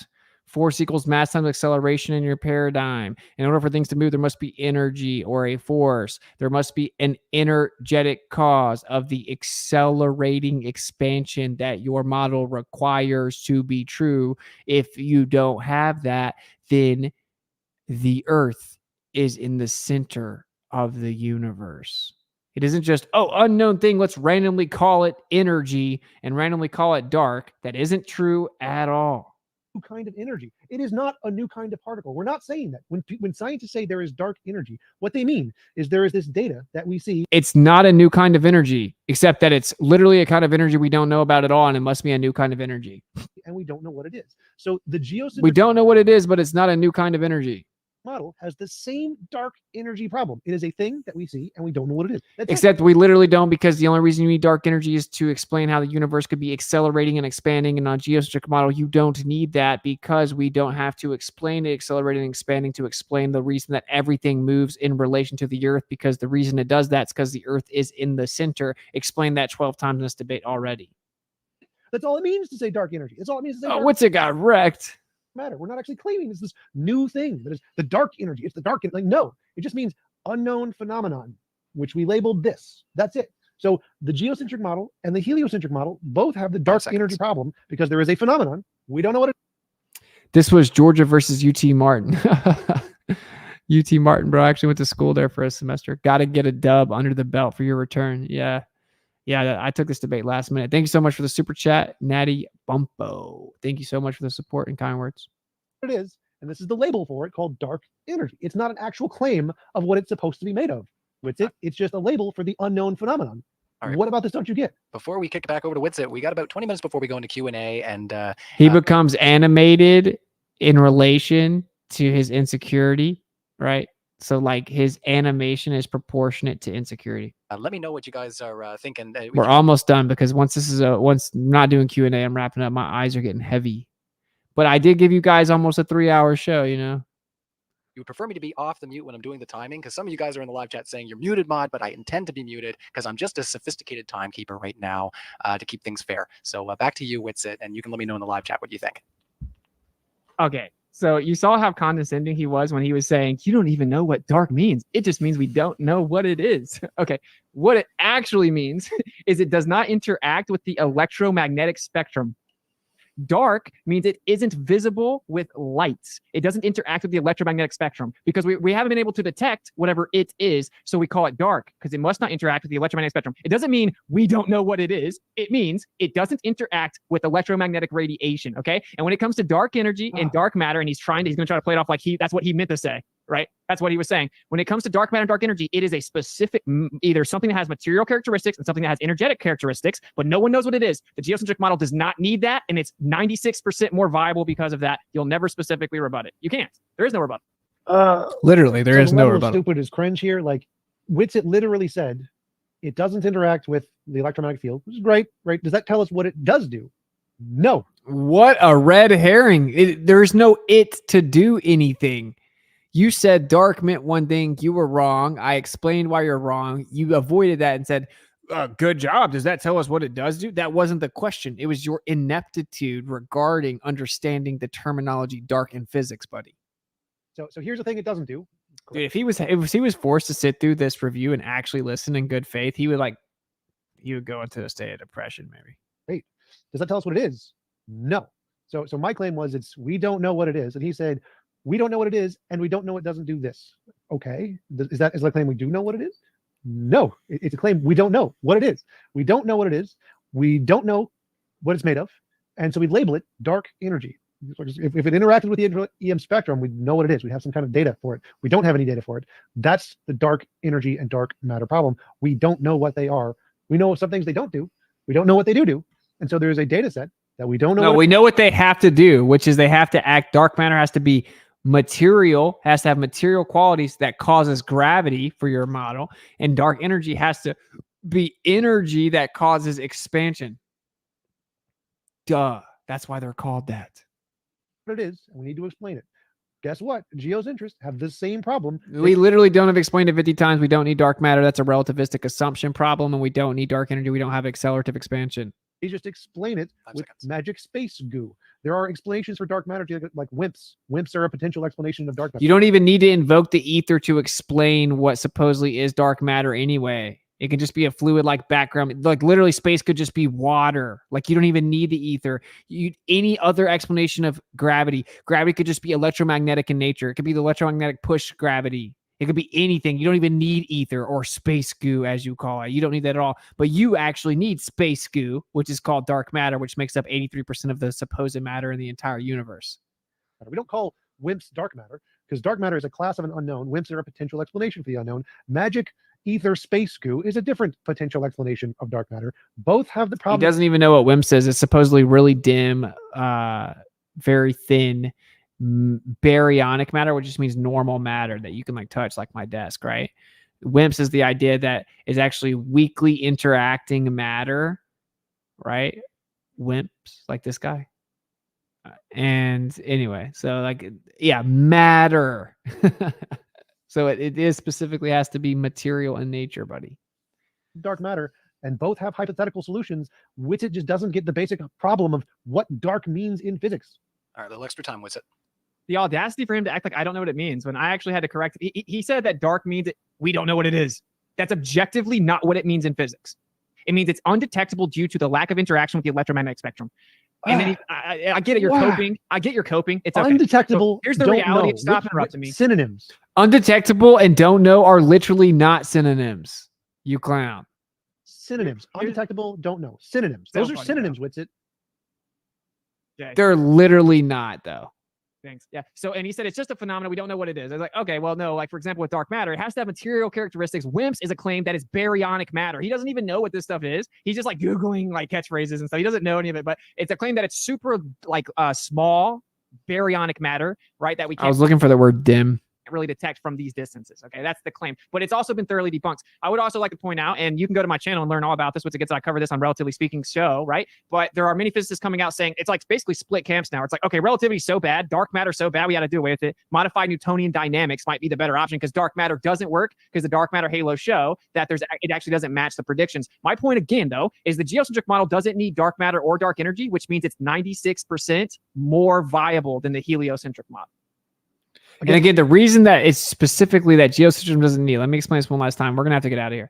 Okay. So the reason geocentrism doesn't need dark matter is because dark matter comes from relativity. And if you assume gravity is relativity and that relativity is true, you look out at the sky, you're like, oh, wait, relativity doesn't work. So there has to be 83% of the matter in the entire universe has to be something else that we don't know that exists. And we can't find it. We can't define it. We can't even theoretically explain it. We can't detect it.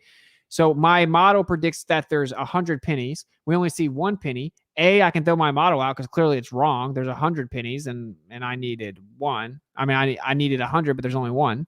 Or I can say, no, there's 99 invisible, undefined pennies that aren't pennies that act like pennies, but we don't know exactly what they are, but I promise they're there. Let's put the 99 in the equation and pretend that my theory still works. That's what it is. The reason that that's exclusive to geocentrism or to heliocentrism is because relativity was proposed to save heliocentrism. That's literally what it was, because the Michelson-Morley experiment, the only way to explain the heliocentric model was to say relativity existed, that matter contracts, that time actually expands and slows down, right? And that everything is relative. So the only way to explain the heliocentric model, even in theory, is to say relativity. Well, it looks like we're in the center, but we're not. And everything can be exchanged, right? And he went from special relativity saying there was no ether, that heliocentrism was the only way, to general relativity 1915 saying, okay, geocentrism works just as well, if not better, and there has to be an ether. That's what happened, because he tried his best to dismiss it. That's why it's exclusive to heliocentrism, this problem, because it comes from relativity, and relativity was proposed specifically to save heliocentrism.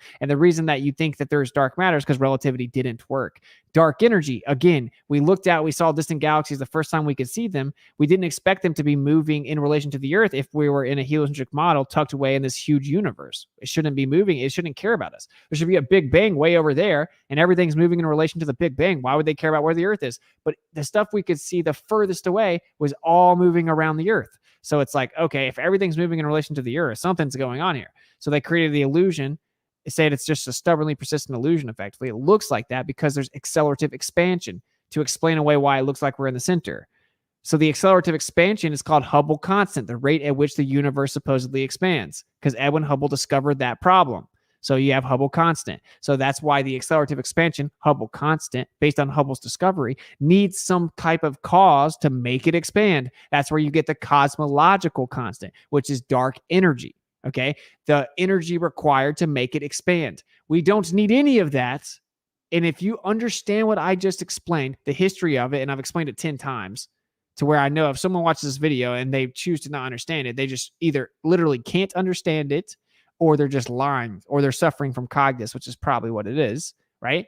The geocentric model doesn't require dark matter or dark energy. Thus, if there was a kinematic and dynamic equivalence, which actually there's not an equivalence in validity because the geocentric model is much more valid, it's much more viable, right? But either way, but there's no dark matter and dark energy problem in the geocentric model, which is objective, then wouldn't that mean, since they claim that makes up 96% of the universe, dark matter and dark energy, wouldn't that mean that the that the geocentric model is at least 96% more viable since it doesn't have that 96% problem?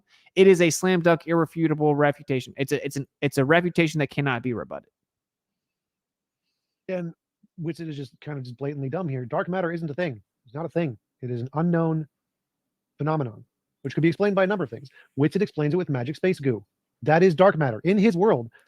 Which I understand it. You're just wrong about it. And I'd be happy to explain specifically why you're wrong in the debate, even though you're accessible almost every single day in Earth Awakening's Discord channel where I could come and prove you wrong. But I have to baselessly and vaguely say you're wrong without any specificity because that's the only way that I can claim that you're stupid and I have victory. You're wrong. I understand it and you're wrong, but I can't say why. I could easily use that keyboard to type why you're wrong. I could easily go into Discord and debate you like I'm claiming I want to. But I have to just pretend you're running from me somehow, even though I didn't even know that you existed. Like, it's just so much weird. It's trauma, bro. I've discovered it's actually trauma. It's childhood trauma due to the fear of rejection and lack of acceptance. Therefore, you need conformity to feel comfortable, to feel safe. You're scared. It's the little kid in you needing to fit in, needing to feel like my mom didn't tell me I was smart, but I can pretend I'm smart as long as I agree with these people that I think are smarter than me, called scientists and consensus and what all the physicists think. Even though they all disagree, they don't think that. They're all throwing your model away in different camps for different reasons. It's literally childhood trauma. We've got to get out of here. Magic space goo ether is dark matter. So dark matter does exist. It literally isn't, though. On geocentrism. Would you disagree with it? Do you think that the problem of dark matter, the data we see, you solve that by saying there's magic space goo, right? No, I don't have a problem with dark matter. I don't need dark matter. You need dark matter is a set of data. How do you explain the set of data? What? No, it's a set of data assuming relativity is true. No, it's a set of data. There's no assumption there. Okay, so he says no. Listen to how wrong he is about everything. I can't believe he has the audacity to ever come back on a debate. I don't need dark matter. You need dark matter is a set of data. How do you explain the set of data? What? No, it's a set of data assuming relativity is true.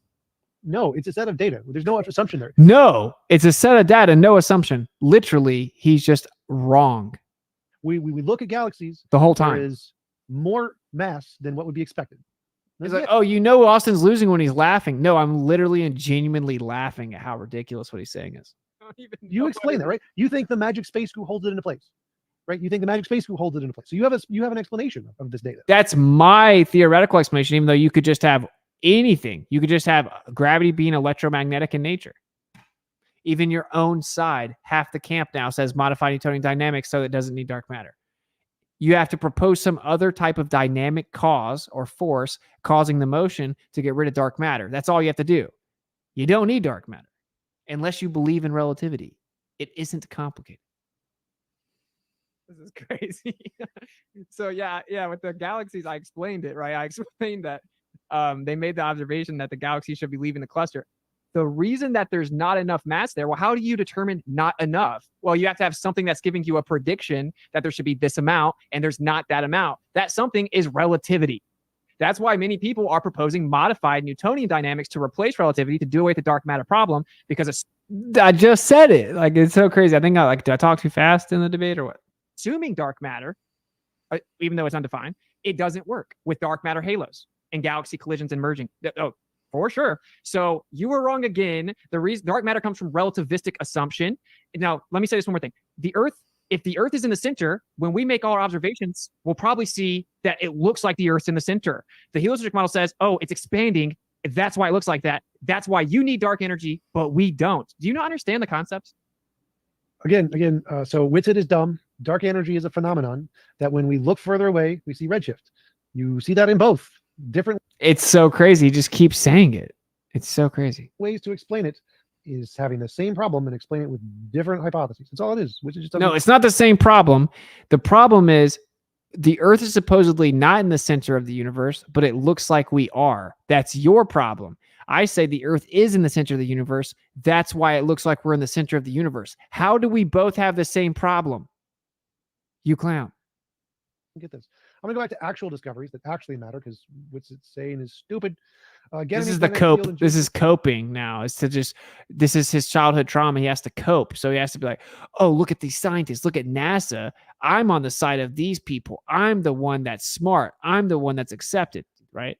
The Juno spacecraft orbiting Jupiter discovered that Ganymede, one of Jupiter's moons, generates a strong magnetic field, making it the only moon in the solar system known to do so. Discovery made by sending satellites around planets and stars using gravity, using general special relativity to accurately send things into space and make testable predictions and confirm them, something that flirts have never done. We need discoveries. Nothing Witsit has said is a discovery. And even if you look at the math of all these supposed space missions, they assume a Earth-centered, Earth-fixed coordinate system, and they assume inertial forces are real as if the Earth was stationary. They actually use the dynamic equivalence of a stationary Earth as if the cosmos is moving around us, as if it were real, to even be able to show the math of how it could work to supposedly do these space missions. We could never get to that point because he's so far off.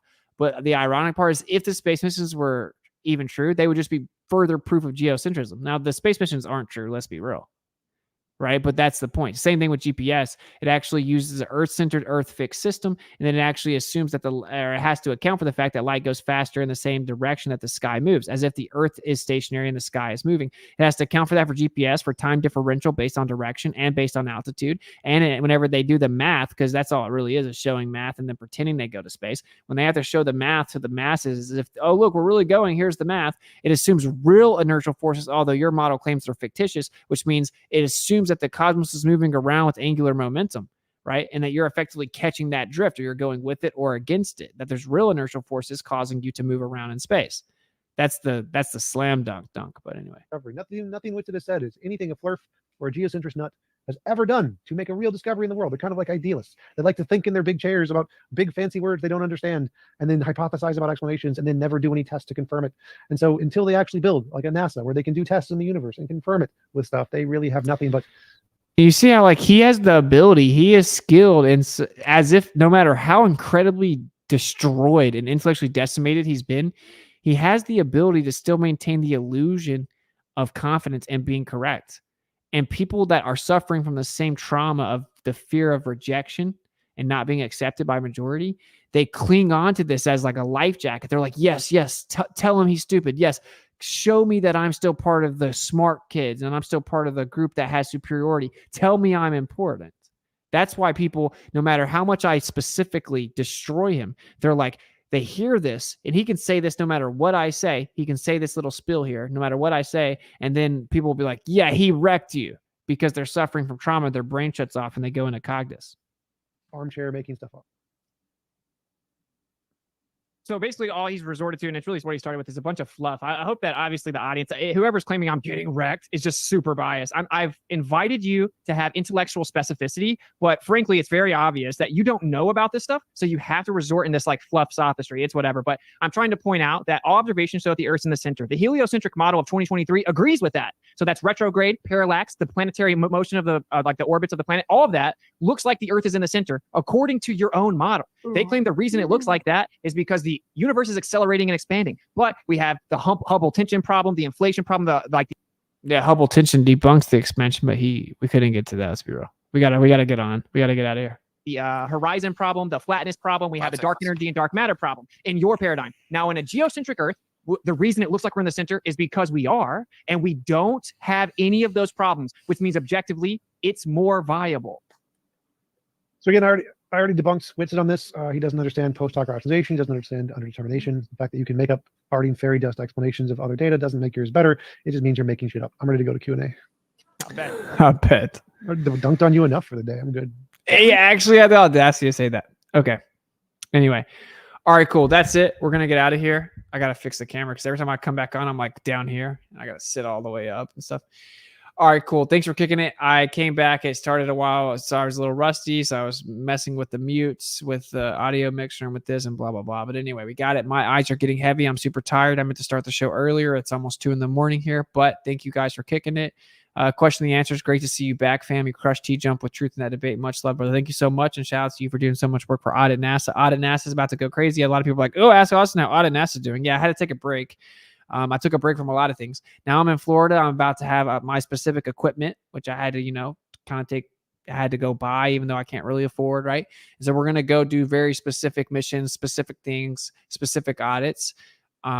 So yeah, that's coming soon. Auditnasa.com should still be up, even though it got attacked and taken down. I had to go through on the phone for like 5 hours to get the website back up. So pay attention to Audit NASA. Now we're finally going to do it. I know people just wait till it happens, because I get why you're like, dude, you've been saying that for a while. I have been. A lot of stuff going on. Auditnasa.com is coming soon. Also, I got a new PO box. I'll start opening up all your guys' mail and stuff. So I'll give you guys the address to that in the next show. Tomorrow at 2 p.m. Eastern, we have, or actually today, 2 p.m. Eastern, so I need to go to sleep because I have stuff I have to do in the morning.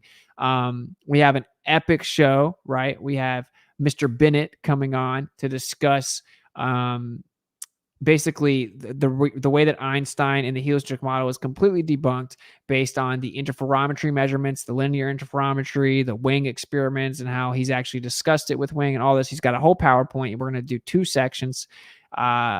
So one show tomorrow and then one in the future. It's going to be absolutely epic. This dude's an absolute legend, right? He actually helped Robert Sungenis with his book and helped supply and provide all of the math and the physics and all the specifics. This dude's a legend. I'm going to give him the floor and let him present. It's going to be awesome. We don't want to miss it. In the Fields back strong. So that's tomorrow at 1 or at 2 p.m. Eastern. I am going to Debate-a-thon this weekend. You want to check that out? I debate Saturday at 1 p.m. Eastern. Tim Breyer, he has to end with weirdo vibes. Still have no idea what you're talking about. We get it. We still continue to laugh. Thank you so much for giving me your money, and no one cares what you're talking about because you could never respond to anything I've said in this debate. All right, so I'll give you the P.O. box. We got In the Field tomorrow. We got Debate-a-thon coming on. We got Mount Meru 2 coming up soon. I'm on some other big shows. I'll let you know. If you want to keep up with any of my links, go to Witsit.live. It should redirect you to all of my links. Witsit.live should now redirect you to YouTube, Rokfin, Rumble, everything. And then I'll start putting my calendar up there. I'll start putting ways to support different Telegram groups. I'll start putting up exclusive merch for YouTube members and for Patreon members. So shout out to you guys. Your support is what does make this possible. Yeah, I mean, honestly, just the creators what makes it possible, because really nothing that I have been able to make on here has been able to do that. But I trust the creator and it'll all work out. My point is that I want to make sure I hook people up for being members, being Miswits for so long. We're going to make super fresh, exclusive Miswit merch. So it'll just say Miswit or Miswits. I haven't decided yet. And it'll be super fire hoodies and all this stuff, matching sets, because I like to wear matching sets. So hook you up with a little bit of drip. So we got exclusive merch coming, and we got exclusive content coming for YouTube members, Miswits, and for Patreons, right? And so there'll be like an exclusive YouTube only stream that we do, and I may take you around kind of a day in the life or whatever, kind of just chill with you guys on like more personal level. If you're a member at the time of the stream. And then we also have Patreon, which will get a little bit more of a perk. And then maybe even based on the tiers and stuff like that. So we're going to exclusive merch and all that. So if you keep up with Witsit.live, it'll show you the links. It'll show you the exclusive merch. It'll show you the calendar. It'll show you all my show links. And then you'll know what shows I'm going to be on. Cool. And we're going to start pumping out clips. We got a lot of stuff going on. It's fully detached. Took a break. I didn't make any plans. I didn't do anything. I just stepped back, right? I had to get centered, had stuff going on, but we're going to get back into it. It's going to be dope. So there you go. Hopefully you guys enjoyed. I know that was a lot. It was information heavy. It was very dense and it was very long, and we're right over 3 hours, but it is what it is. Hopefully you guys enjoyed. Thank you for giving me more money. I responded to everything you said and you gave no answers, even though it cost me over $200. Ding dong. I don't know what you're talking about, but thank you for sending more money. Yeah, like Witsit so stupid. I obsessively watch him while he just talks on camera. So anyway, thank you guys for kicking it. I think that's about it. There's a lot more going on, but anyway, I'll keep you guys up to date. Don't miss the show tomorrow, 1 p.m. Eastern or 2 p.m. Eastern. 2 p.m. Eastern in the field. Mr. Bennett going to absolutely eviscerate the heliocentric model with specificity as a whole presentation, and I'm really looking forward to it. But I got to get out of here because I'm kind of tired. So cool. There's that. And like I said, just a quick reminder: got Audit NASA coming on soon. We're gonna go out and do man on the street interviews coming soon and high quality. Got some big shows I should be jumping on, so just stay tuned. Took a break, got centered. We're coming back. We're going harder than ever. And let's just say we're about to shake it up. We're about to finally shake it up, even though I've been putting it off because I'm not really big on like being in the spotlight, although people may think that's not true, but it is. But anyway, all right. Seek and speak truth unequivocally. The weak find contentment in the consensus of ignorance. So who cares what other people think, right? Intelligent people don't care what uninformed vicious, toxic people think. Like, who cares what they have to say, right? What popular is not true, and what's true is rarely popular. So just seek and speak the truth regardless of what other people think. You always come out ahead. If you want to support the channel, links in the description. Go to Witsit.live to get all of the links. Until tomorrow, 2 p.m. Eastern in the field. I'll catch up with you guys later. Peace.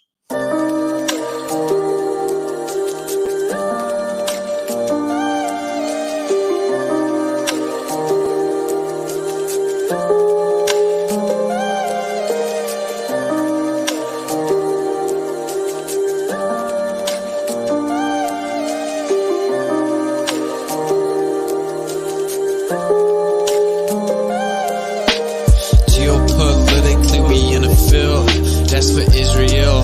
Wonder, is it real? Rappers acting steady high, steady sipping pills. Glorify suicide so they get the deals.